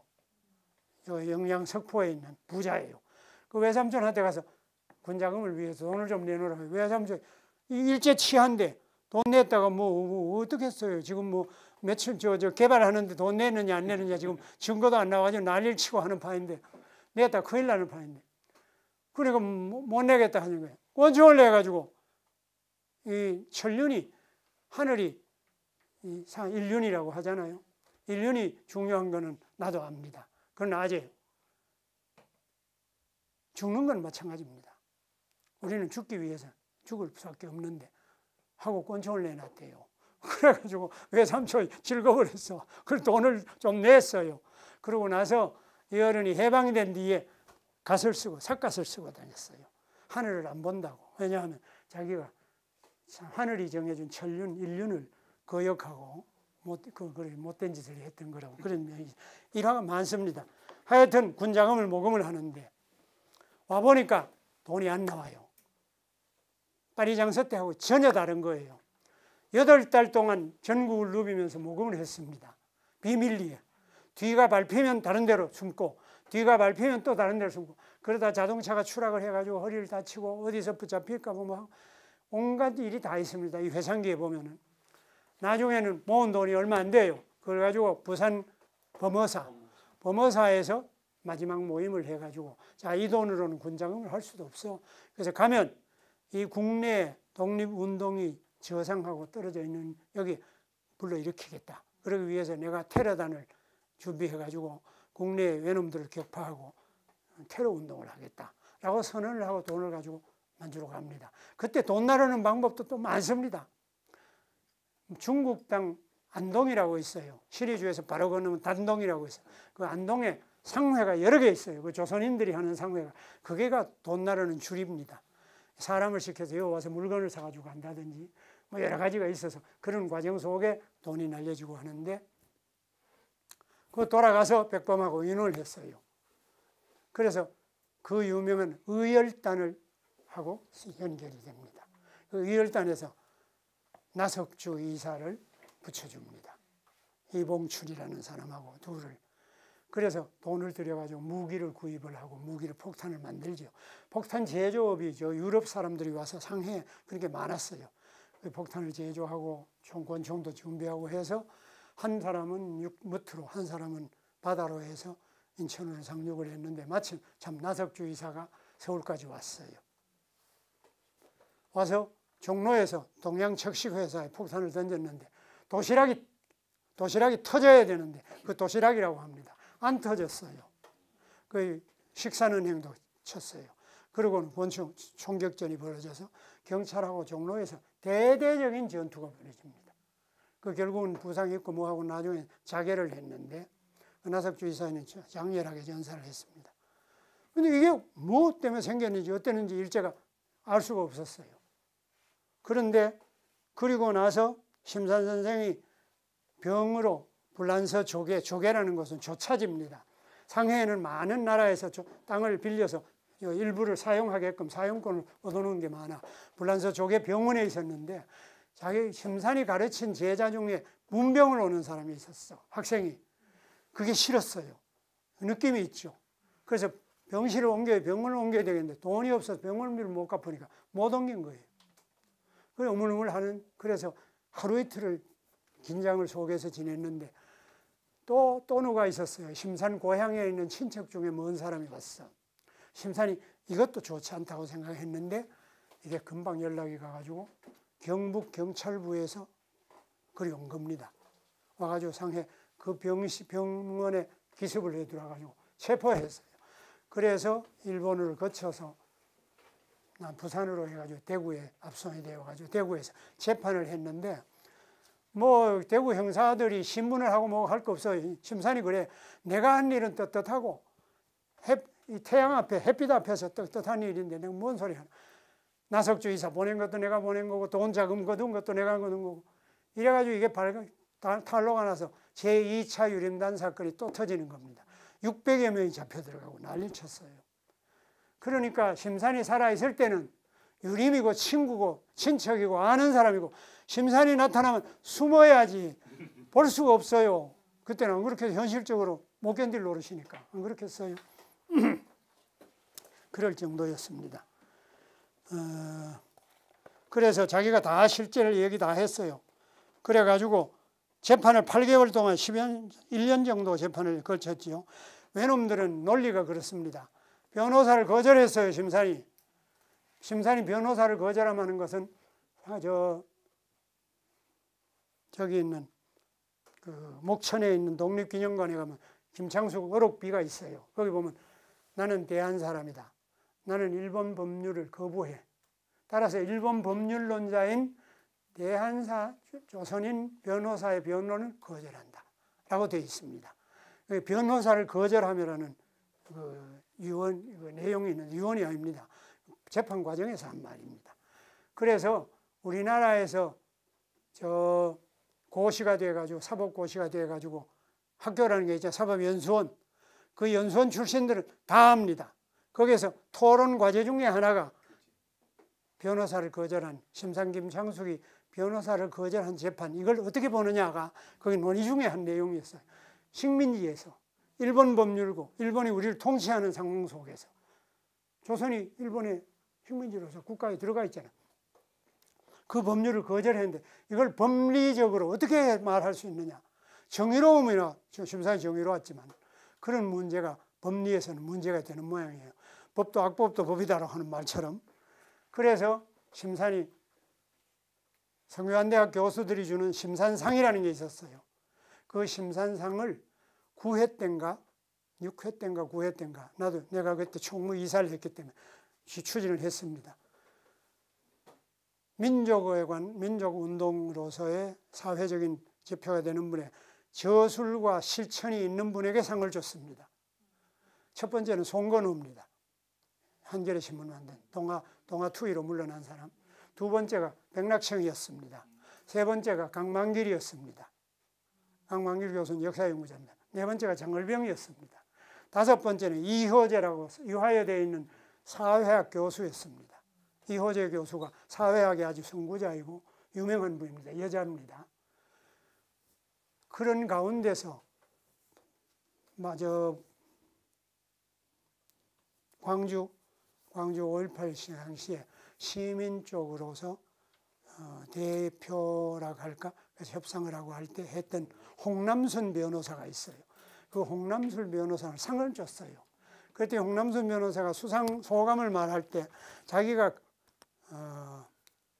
그 경남 순천 지소의 지회 어느 법원 순천 지회 지소에서 판사를 하고 있었는데 초임 판사예요. 서울에 회의가 있어서 왔다가 아침에 동아일보를 보니까 심산 김창숙 선생이 집달리에게 집을 전세를 사면서 세를 살았는데 돈을 못 갚으니까 그 주인이 집달리한테다 법에다가 호소를 해서 집달리들이 와서 가재도구를 다 꺼내버리고 심산은 앉을 수가 없으니까 뻗정다리로 이렇게 짚고 다니고 그래가지고 서대문 나가는 그 세문안 교회 있는데 거기 있죠. 거기 어디 여관방에 가서 임시로 있다라는 기사가 났더래요. 그 이분이 돌아가려고 생각다가 신문을 보니까 그래 놨어. 그래서 자기가 변호사 시험이 돼가지고 할 때, 판사를 시작하고 할 때 심산 선생 얘기를 들었기 때문에 찾아갔대요. 가서 제가 순천지원에 있는 판사 아무개입니다. 심산 선생 말씀을 듣고 해서 인사 왔습니다. 그 심산이 이렇게 지평이를 양쪽 안 하고 이렇게 저 노인이 되고 저 앉아 한 말도 안 하고 무견하게 그냥 보더랍니다. 그래서 민망하기도 하고 해서 다시 뭐 좀 해줄 말씀이 없으면 한 말씀도 안 하더래요. 그 자기는 참 섭섭하기도 하고 충격적이었대요. 그래서 마음 칭찬도 못 듣고 돌아갔는데 심산상을 받게 됐다 하는 인사를 한 적이 있어요. 이 심산이 변호사를 거절합니다. 그 논리가 나는 대한 사람이다. 일본 사람 아니다 이거예요. 일본 법률로 대한 사람을 재판하는 것은 논리에 맞지 않아. 나는 포로야. 포로는 당연히 포로로서 대우받고 죽음을 당하는 것이 포로로서의 영광이지. 나는 일본 법률에 재판을 받건 인정할 수 없어. 그래서 이 변호사들의 변호를 거절합니다. 그리고 나서 김한섭이 하고 몇 사람 되죠. 우리 집안 사람인데. 그리고 나서 대전 감옥에 가 있습니다.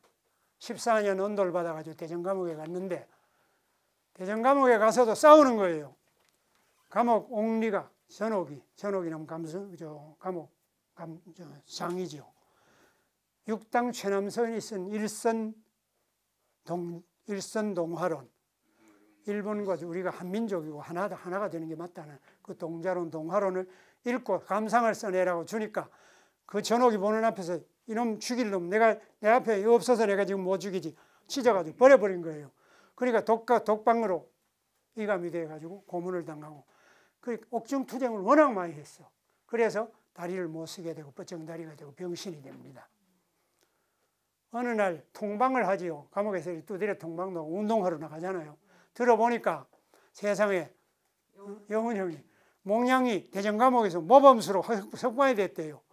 또 여기 이 어른도 됐어. 한창훈 선생도 그랬지만 대전 감옥에서 그는 일제가 회유책으로 그래 합니다. 모범수라고 해가지고 뭐 어떨 때 축하한다고 일본 천황의 뭐 생일이다 뭐다 하면 내놓잖아요. 여기도 뭐 크리스마스다 뭐 사은 뭐 한다고 내놓잖아요. 여훈 형이 나갔대요. 또 안창호도 나갔대. 도사는 심산이 존경하는 분인데도 못마땅했어요. 여훈 형도 더욱 못마땅했어. 심산이 감옥에서 나와가지고 해방이 돼서 서울로 올라왔어. 그러니까 여훈 형이 찾아왔어요. 심산 선생이 감옥살이를 하고 고생을 하다가 그래 또 고통을 겪고 병 속에 있다가 오셨다고 하네. 와서 인사를 해. 그러니까 심산이 얼굴을 돌리면서 내가 몽양 보기 싫어요. 이랬어요. 그러니까 몽양이 왜요? 심산 선생님 뭐가 또 회가 나셨어요? 왜 그럽니까? 그걸 내가 말해야 돼요. 예. 그래 몽양이 감옥에서 모범수로 석방됐다면서 나는 싫어요. 그래 몽양이 그랬대요. 답이 명답이야. 심산 선생은 감옥에서 싸우시는 어른이고 나는 나와야 싸울 수 있어요. 감옥에서는 나는 아무것도 못해요. 나와야 농민운동도 하고 몽양이 그 고향꽃 양평 일대 농민조합 만들고 농민운동, 사회주의 농민운동도 합니다. 물론 몽양은 사회주의자는 아닙니다. 중도적인 입장이죠. 진보적인 중도파인데 그 말이 참 재밌어요. 나는 심산 보다가 몽양의 답이 참 재밌다. 그야말로 그렇다. 심산 선생은 감옥에서 싸우는 분이지만 나는 감옥에서 아무것도 못해요. 나와야 돼요. 그랬다는 거예요. 감옥에서 옥중투쟁을 워낙 심하게 해가지고 가석방이 됩니다. 그래서 대구하고 울산 백양사에 위치를 제안을 받고 나가서 거기 가서 요양을 하고 있습니다. 사람을 못 만나요. 만날 사람 허가받고 만나야 되지. 그러다가 또 뭐 해가지고 세상이 시끄럽거나 또 문제가 생기면 감옥에 다시 돌아갑니다. 그래서 나왔다 들어갔다 하는 일을 몇 번 합니다. 병보석으로, 일시적으로. 그러다가 나중에 감옥에서부터 나왔어요. 9년 몇 년을 사셨죠. 나와서 고향에 간 겁니다. 고향에 가서 그때 처음으로 어머니 무덤에 가서 제가 왔습니다 하고 상주 노릇을 한 거예요. 그래서 거기다 거적으로 집을 지어놓고 2년 동안 상주 노릇을 했다는 겁니다. 그때부터 사도실 고향은 내가 가보니까 성주경찰서가 사도실 마을에 와 있었어요. 심산 하나를 중심으로 뭐 전부 경찰이 모두. 그러니까 일제 때 벌써 사도실 그 김씨네 집안과 뭐 되는 사람은 취직이 하나도 안 돼. 연좌제가 다 걸려가지고 살아있는 심산. 자유당 때 해방되고 나서 취직이 전혀 안 됐습니다. 선생도 못 해먹었대요. 그러니 심산이 뭐 그렇게 반갑고 좋았겠어요. 모두 원망스럽게 짝이 없죠. 그런 겁니다. 편한 건 아닙니다. 아무튼 창시하라는 거 안 하고 10여 년 옥권을 치는 다음 이 동안에 맏아들은 북경에 아버지 보러 왔다가 돌아와서 일제에 고문당해가지고 북경 갔다 온 것 때문에 고문당해가지고 죽었습니다. 맏아들은 본래 사회주의 학생운동을 했어요. 둘째 아들은 찬기라고 여도 감옥살이를 하다가 나왔습니다. 심산이 돌아와서 둘째 아들을 중경에 있는 임시정부에다가 자기 대신 보냅니다. 중경에서 죽었어요. 거기 가서 활동을 하다가. 그래서 백범을 비롯한 임시정부 요원들이 돌아올 때 자기 둘째 아들 유해를 가지고 옵니다.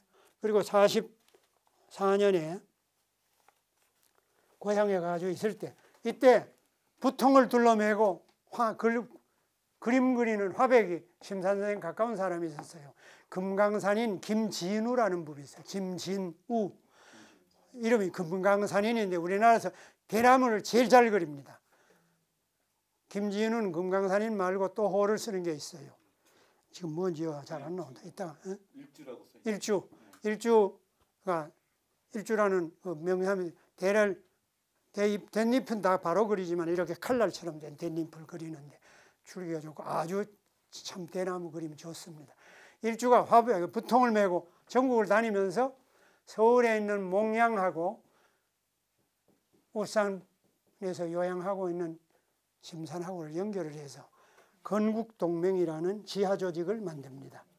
그 건국동맹 남한 책임자가 된다고 그랬죠. 지하혁명조직인데 북부책은 조만식입니다. 중앙책은 여운형이고 이것 때문에 해방되기 직전에 이게 탄로가 났어요. 건국동의 서대문에 있는 어느 학구방 다락방에서 그게 발각이 돼가지고 그래서 뭐 잡혀 들어가고 심산도 성주에서 체포가 다시 됐어요. 그래서 서울로 압송이 되어 오는 중에 외관에 와서 외관 경찰서 감옥에 유치장에 있을 때 해방이 된 겁니다. 8.15 해방이 됐습니다. 그래가지고 저는 청년 등에 업혀가지고 서울로 올라왔어요. 심사는 그때 뭐 서울에 와서 해방 정국을 좀 하고 임시정부도 기여를 하겠다 싶어 왔는데 와보니까 당이 막 수백 개가 생긴 거예요. 뭐 누구도 당 다 하니까 심산이 당 조직에 안 들어간 거예요. 그래서 이승만이 당을 대표하는 사람만 면접을 하겠다. 이승만이 그때는 이미 군림을 할 때니까. 이승만은 왕실 사람입니다. 전주이시에. 뿐 아니라 미국에서 방송을 하고 미국 통으로서 중국은 깨졌고 중국 국민당 정부는 깨졌고 미국은 승승장구하니까 미국에 가 있는 이승만과 미국 통이 좋을 수밖에 없죠. 그래서 면담을 하는데 당대표가 한대요. 근데 심산이 당대표로 당을 안 쓰고 면담 신청을 했단 말이에요.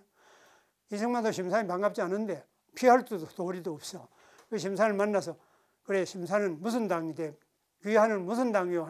나는 김창숙 당이요. 그래서 옆에 있는 의원들 모두 놀래서 보니까 난 당대표를 안 한다.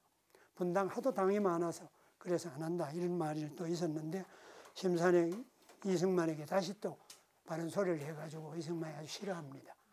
심상이 그때는 돈을 모두 준비해라. 정치란 돈이 되는 것이다. 이승만이 좋은 뜻도 있죠.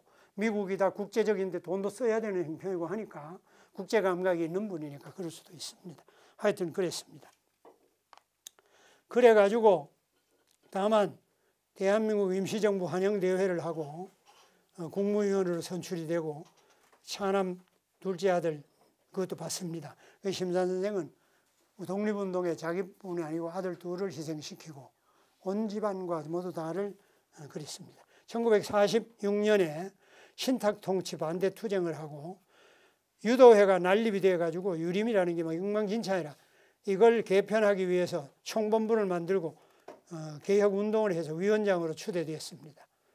그 다음에 비상국민회의 8인 대표가 되고 정부 수립을 위한 28인 최고 정무위원에 뽑혔으나 이 기구가 미군정 하지사령관의 자문기관으로 전락하는 모양을 보면서 민주위원이라는 이름으로 가니까 이승만과 대립해서 심산이 여기 반대를 하고 혼자서 반대표를 던지고 나옵니다.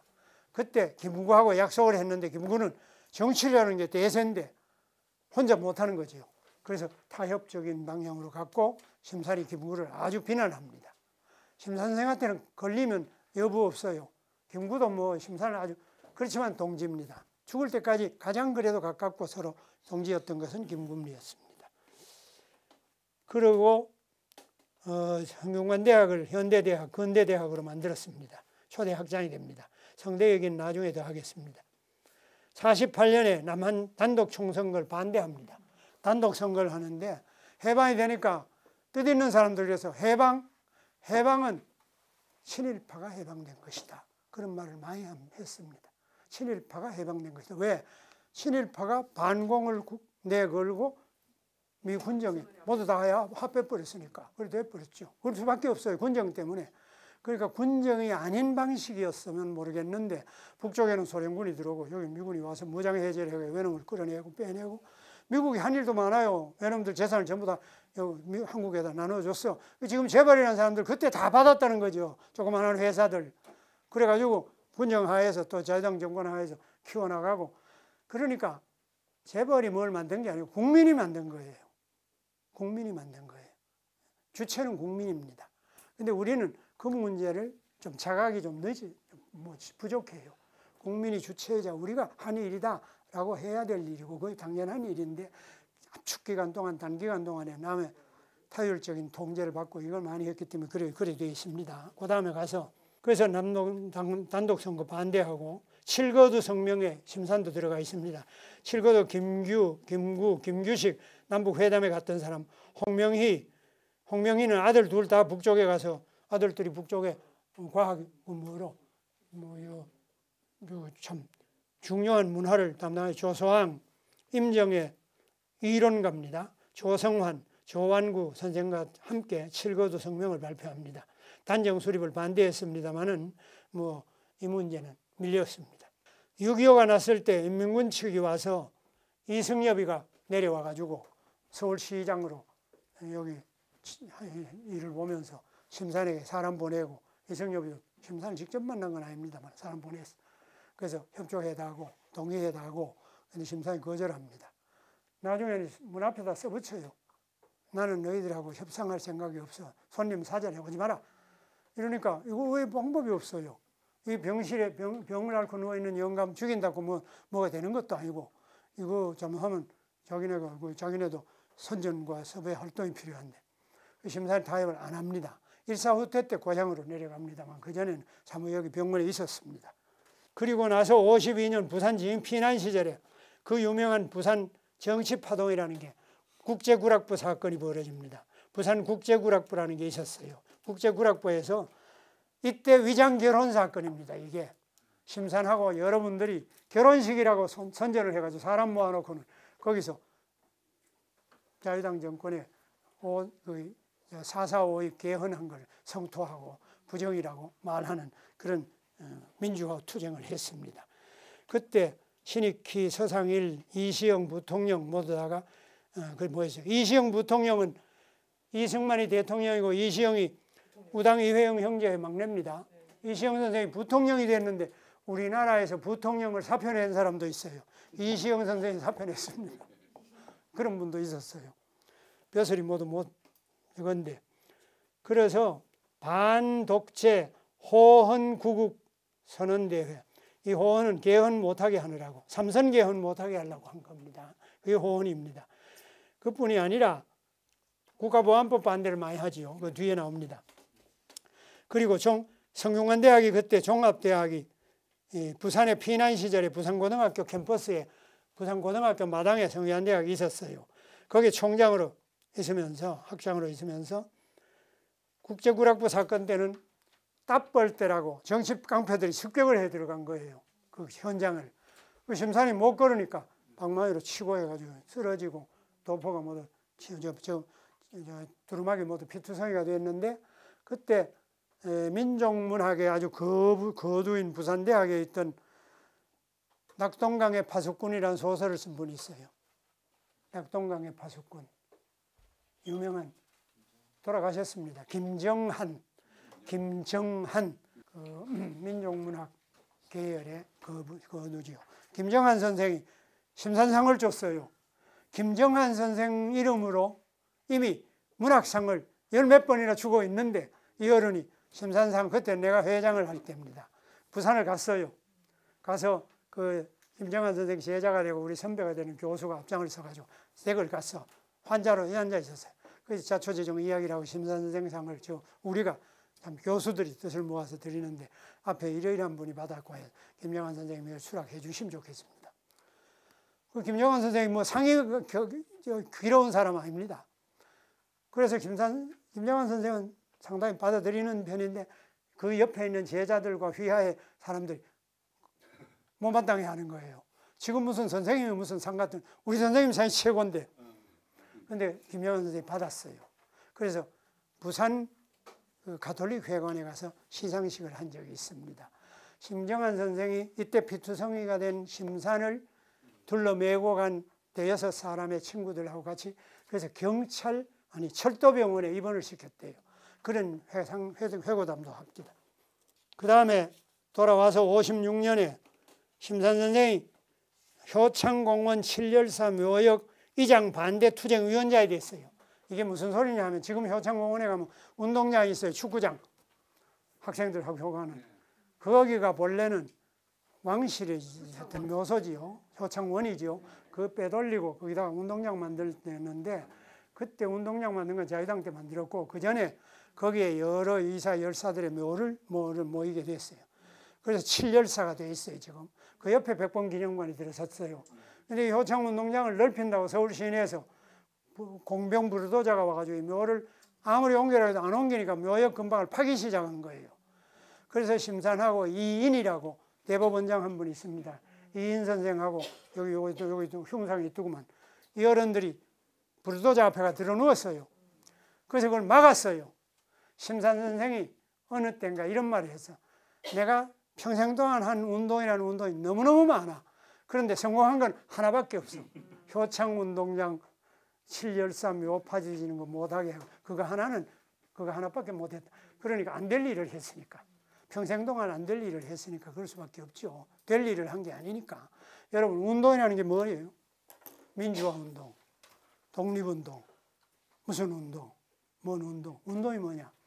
있어야 할 것을 앞당기기 위한 힘과 노력과 특별한 행동입니다. 역사의 진전 과정 속에서 앞으로 당연히 그게 와야 돼. 해방이 돼야 되고 나라를 되찾아야 돼. 민주화 돼야 돼. 있어야 될 것을 앞당기기 위해서 기다려가지고 끝이 없어. 그냥 안 와.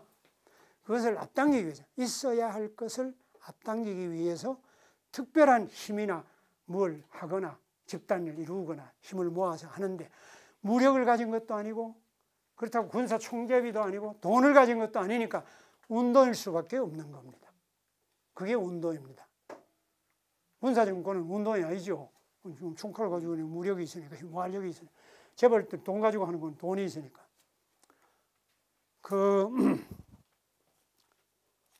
그리고 성균관대학 유도회 성균관에서 쫓겨납니다. 정말 기가 막히는 일이 있습니다. 심산 선생이 목숨을 걸고 싸워서 안전병이 정다리가 돼서 돌아오니까 그때 유도회 성균관에는 누가 있었냐면 아까 말한 경학원, 일본 천황을 모시는 유학을 개발하고 연구한 사람들, 황도유림이라고 하는데 이 황도유림이 들끓었어요. 많았어요. 그 중에는 뭐 우리가 선배, 잘 아는 선배 안모 교수의 어른 미산 안인식 선생, 그런 분들은 그래도 거유입니다. 거유인데 황도유림이 아주 대거유지요. 미산 안인식 뿐이 아니라 심산에게 가장 아픔을 많이 주고 심산을 몰아내고 앞에 엎드렸다가 자유당 정권과 정부가 탄압을 하니까, 이승만이 탄압을 하니까 심산을 몰아낸 장본인은 황도유림의 정말 괴수인데 성균관대학 이사장 하던 사람이 있습니다. 처음에는 심산이 돌아오니까 모두 다 엎드렸어요. 그러다가 심산이 이승만 반대하고 성명 발표하고 정치 탄압을 받고 경찰로부터 뭐를 하고 밀리고 신문에도 깔고 이래 되니까 그때부터 심산을 몰아내기 시작을 하지요.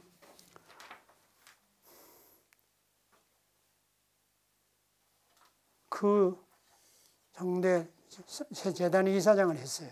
근데 성대, 지금 성대 말고 그 마당에 목조 건물이 있었어요. 석조 건물이 있었어요. 문과대학이.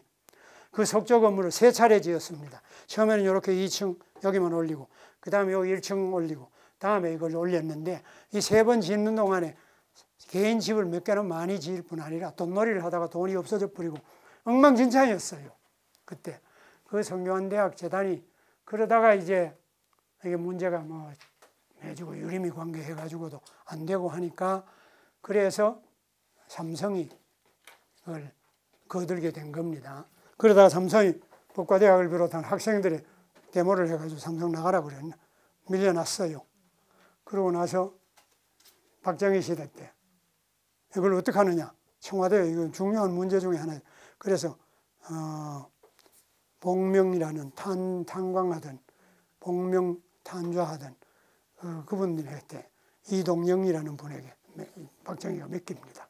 그분은 영남대학을 재단을 만들었던 분입니다. 초기의 실업가입니다. 문경 탄좌를 하던 분이라. 박정희 대통령이 박정희 씨가 문경국민학교에 대구사범 나와가지고 초등학교 선생을 갔을 때 학부형이었대요. 젊은 청년 실업가라. 서로 이기가 통했어. 그 나중에 그 어른을 불러가지고 영남대학 재단을 만들어달라. 그래서 그것도 하고 했는데 이분한테 다 성균관대학을 좀 맡아달라.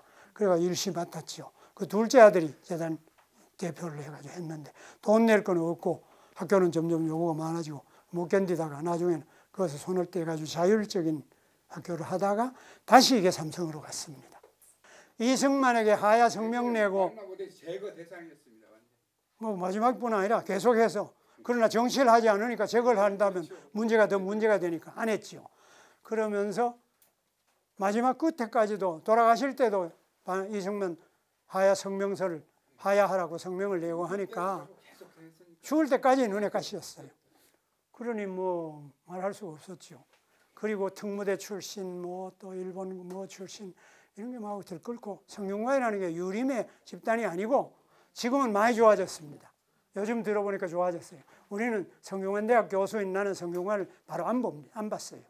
하도 엉망이어서 그 이후라. 심지어는 심산을 내보내고 나서 자유당 선거운동본부를 만들었어요. 거기다가. 그게 신문은 그때 도하신문은 유리 유교 분쟁이라고 계속 냈는데 결국은 심산 쫓아내는 문제가 분쟁이었습니다. 뿐만 아니라 성균관대학 총장을 몰아냈어요.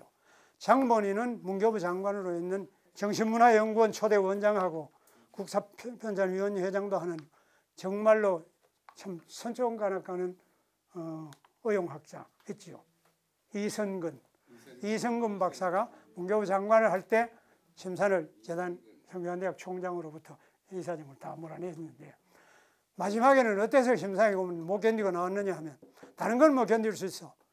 뭐 돈을 착복했다. 착복 안 했는데 뭐 범죄 뭘 직원들이 잘못 썼는지. 그래서 뭐 집을 내놔라 해가지고 집을 있는다는 거 있고 뭐 하고 해서 살 곳이 없어서 밀려다니고 했었으니까 서울에 집 한 칸도 없었습니다. 맨 마지막에 밀려날 때는 연세가 많다. 나이가 지났다. 정년이 해당이 안 됐어요. 정년은 나중에 설정한 거죠. 심산 총장을 시작할 때는 정년제도가 없었어. 총장은 정년이 없어요. 그래가지고 하고 하는데 마지막에는 졸업생들에게 학사증 도장을 교육부가 찍어줘요. 4학년 졸업하면 대학 학사가 됐다고. 이걸 안 찍어주는 거예요. 그 졸업식 날이 가까워지는데 이러면 도장을 못 찍어서 학사증을 줄 수가 없는 거예요. 이거 못 견디잖아. 내가 이 사랑하는 제자들에게 학사증을 못 주게 된다. 이거 내가 나가는 게 질 수밖에 없다. 그 사표내고 나갔어요. 그 다 물러나가지고 있다가 지방에 가 있다가 또 보니까 국가보안법을 개정한대요. 이 국가보안법이라는 게 일본 때 치안유지법에서 시작이 돼가지고 일본 시대 때 반국가행위, 반뭐행위에 대한 것을 다루는 그 일본의 법률입니다. 그걸 더 자유당 때와 더 나빠졌어요. 자꾸 계약을 하는 거예요. 없애지 않고. 그 다음에 반독재 민권투쟁위원회 이사의 사퇴 경고 60년에는 4.19 혁명 이후에 민족자주통일중앙협의회 의장하고 김구선생 기념사업회 회장이 되고 일성 이준열사 기념사업회 회장, 안중근 인사사업회 회장, 마지막엔 김구선생 살해, 김구가 살해됐죠. 안도희 그라고 뭐 우리가 알지만은 공식적으로는 안 밝혀져 있습니다. 그건 다 알려져 있지만, 그래서 살해 진상규명위원 투쟁위원회 위원장이 됐는데 이게 안 되는 거예요. 공식적 절차로서의 확인이 안 되는 거예요. 그러니까 위원장이 이 진상규명에 대한 자기 견해를 이야기하는 걸로 끝났어요. 그래서 심선생이 한 가지도 성공 못했다고 그랬어요. 그 운동 속에서 3.1절 때 병석에 있었습니다.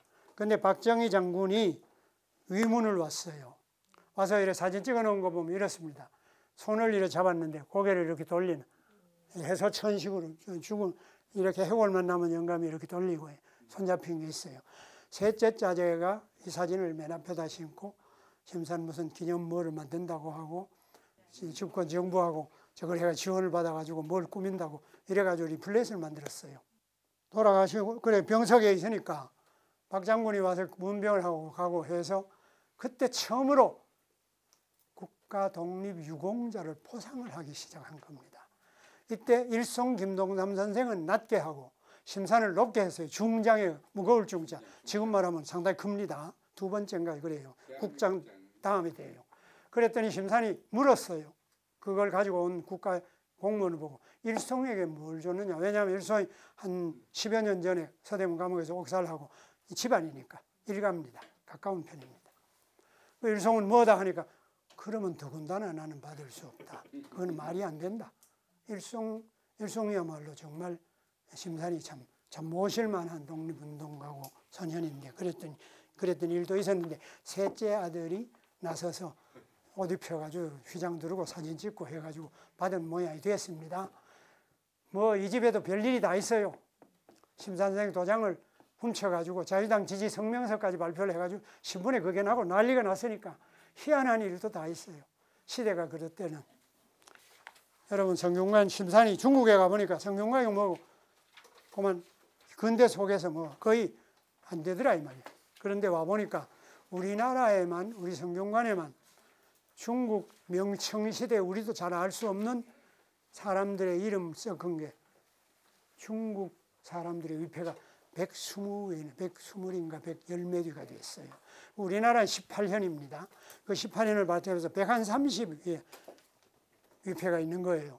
그래서 이건 번거롭고 문제다. 우리 18현은 역사적으로 인정하지만 중국에는 당송시대나 송나라 때 명현을 비롯해서 공자, 맹자, 자사자 또 그 밖에 몇몇 분의 그러한 분들의 위패는 모실만 하지만 우리가 그 나머지는 위패를 전부 철거해라. 그래서 위패 매한 운동, 흑토변에 마을리자 쓰는 게 묻을 맺자입니다. 묻기 운동을 벌입니다. 유교 개혁 운동으로서. 근데 반대를 하고 나서는 거예요. 강릉이 최고로 반대를 많이 했어요. 강릉은 본래부터 역사적으로 강릉은 왕실과 집권당의 여당입니다. 옛부터도 거기가 서인 노론만이 했다는 게 아니라 여적입니다. 뿐만 아니라 개성도 반대입니다. 뿐만 아니고 충청도, 전라도 일대가 반대를 했어요.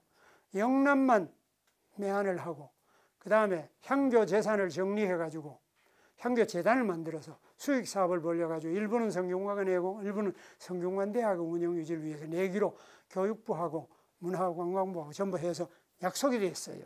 그 향교 재단을 만들었는데 다른 데서는 안 만든 거예요. 영남만 가면은 향교 재산이 없습니다. 별로 없습니다. 충청도 같은 데 엄청 많습니다. 영동향교 저 밑으로 엄청나게 재산이 많아요. 산도 많고 많대요. 그러니까 성균관 관장하는 최근덕이라고 내 옆에 유학대학 교수 있었어요. 감옥살이까지 했어요. 나간 사람 유명한 최근덕이라고 있습니다. 이 사람은 성균관장으로서 충청도뿐이 아니라 전국을 가면 정말로 참 황제 대우를 받고 다녔대요. 재산 많은 곳에 가면 많대요. 어쨌든 간에 성균관이 오늘 또는 미래에 무엇을 할 수 있으며 역사를 어떻게 보느냐 하는 그런 문제에 관한 의식이 적었기 때문에 성균관은 소굴이었습니다. 우리가 있을 때도 그랬던 것 같습니다. 그런데 그런 문제에 대한 여러 가지 내용들이 해방 후의 통일 문제도 있고 6.25 유도 혁신과 대학 설립의 문제도 있습니다. 제가 성균관 대학에 있었기 때문에 이야기인데요. 세계 대학사를 뒤지면은 600년 내지 700년이 된 대학이 있습니다. 블로냐 대학이라는, 네덜란드에 있는 블로냐 대학, 한 600년 넘습니다. 700년 가까이 됩니다. 그 대학이 손꼽는 오래된 대학 중에 하나입니다. 그 밖에도 소르본도 있고 있지만 블로냐 대학을 비롯한 한 700년 되는 대학 두 가지. 그럼 그때 뭐였는데? 수도원이었어요. 교회 수도원이었어서 거기서 가르치고 뭘 하고 교리도 가르치고 그랬던 거죠. 거기에 비하면 성균관 대학은요, 성균관은 진짜 대학입니다. 국가가 인재를 양성하기 위해서 캠퍼스를 두고 동제 서재 기숙사를 만들어 가지고 글을 읽고 공부를 해서 과거를 통해 국가고시를 통해서 나가가지고 할 수 있도록 국가 국립대학입니다. 중세 대학을 태학이라고 그러는데 중세 태학입니다. 이 대학하고 이 대자하고 같습니다. 다 클테차고 공태라고도 하지만 태학이라는 말이, 그런데 고려 때만 대학이 있는 게 아니라 극자원에 가면 신라 말 때도 뭐 있다고 그러죠. 그러니까 성균관의 역사는 올라가면 1000년이면 1500년 훨씬 넘습니다. 근데 이걸 다 설명하면 한 대학의 역사를 말하기 어렵게 돼요. 그래서 수도가 개성에서부터 서울로 와가지고 1392년에 이조가 건립돼서 1398년에 처음엔 서울 쪽으로 오다가 다시 또 개성으로 갔지요. 두 번째 다시 천도를 합니다. 1398년에 성균관이 이리 옵니다. 그래서 들어앉은 곳이 지금 명륜동 성균관입니다. 캠퍼스가 여기에 자리를 잡고 성균관이 시작됐어요. 그래서 지금 성균관 대학에서는 1398년부터 이 캠퍼스에 우리 대학이 앉기 시작했다고 해서 600년, 1998년에 600년이 됐습니다. 그래서 600년 기념 사업을 했는데 어떤 사람들은 왜 600년이야? 1000년도 더 되는데 이러고, 개성 성균관에서는 그런 소리 하지 마라.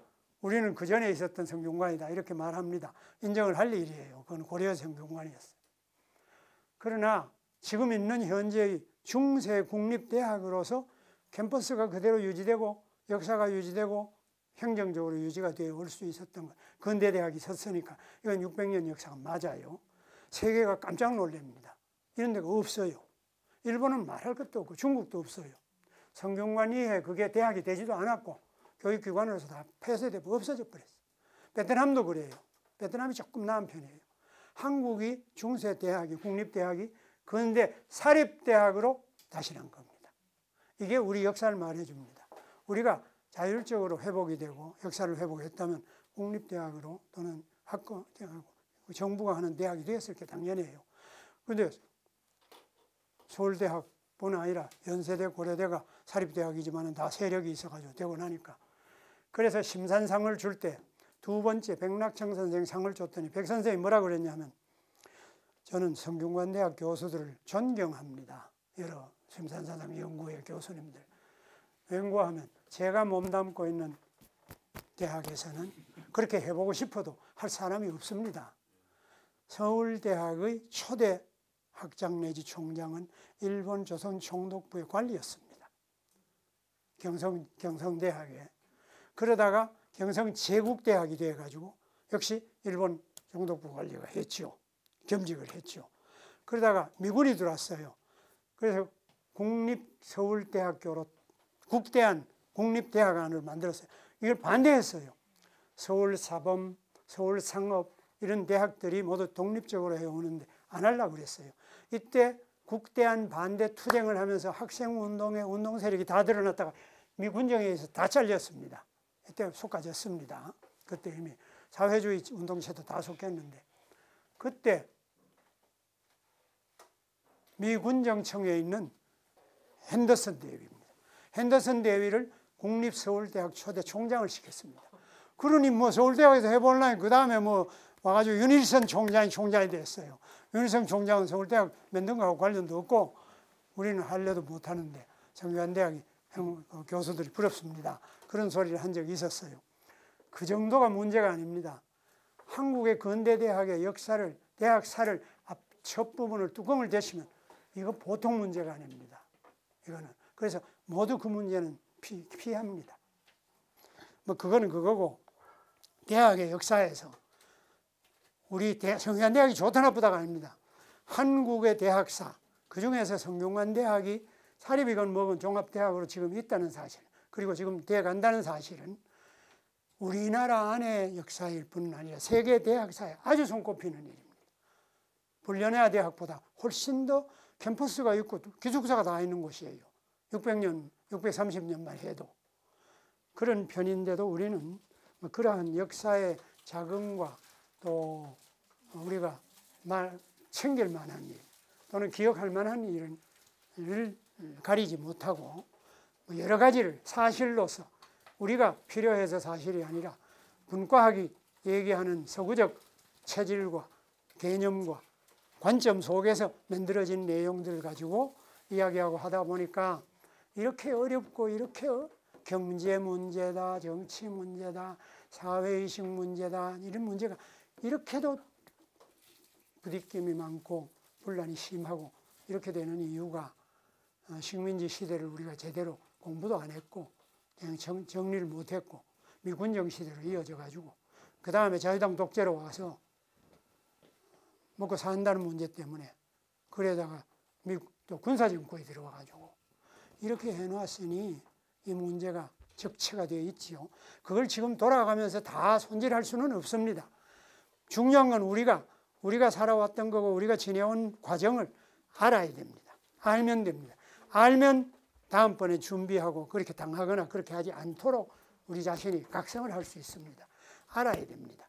지금 돌이켜가지고 그걸 다 처벌하고 따지자고 할 수 없습니다. 현실 문제란 많은 모순과 문제도 있을 수 있습니다. 그걸 안다는 것이 아주 중요하다. 그게 아주 중요하다라는 면을 다시 얘기합니다. 이 두서 없는 데다 시간을 많이 끌고 객담만 해서 대단히 미안합니다. 고맙습니다.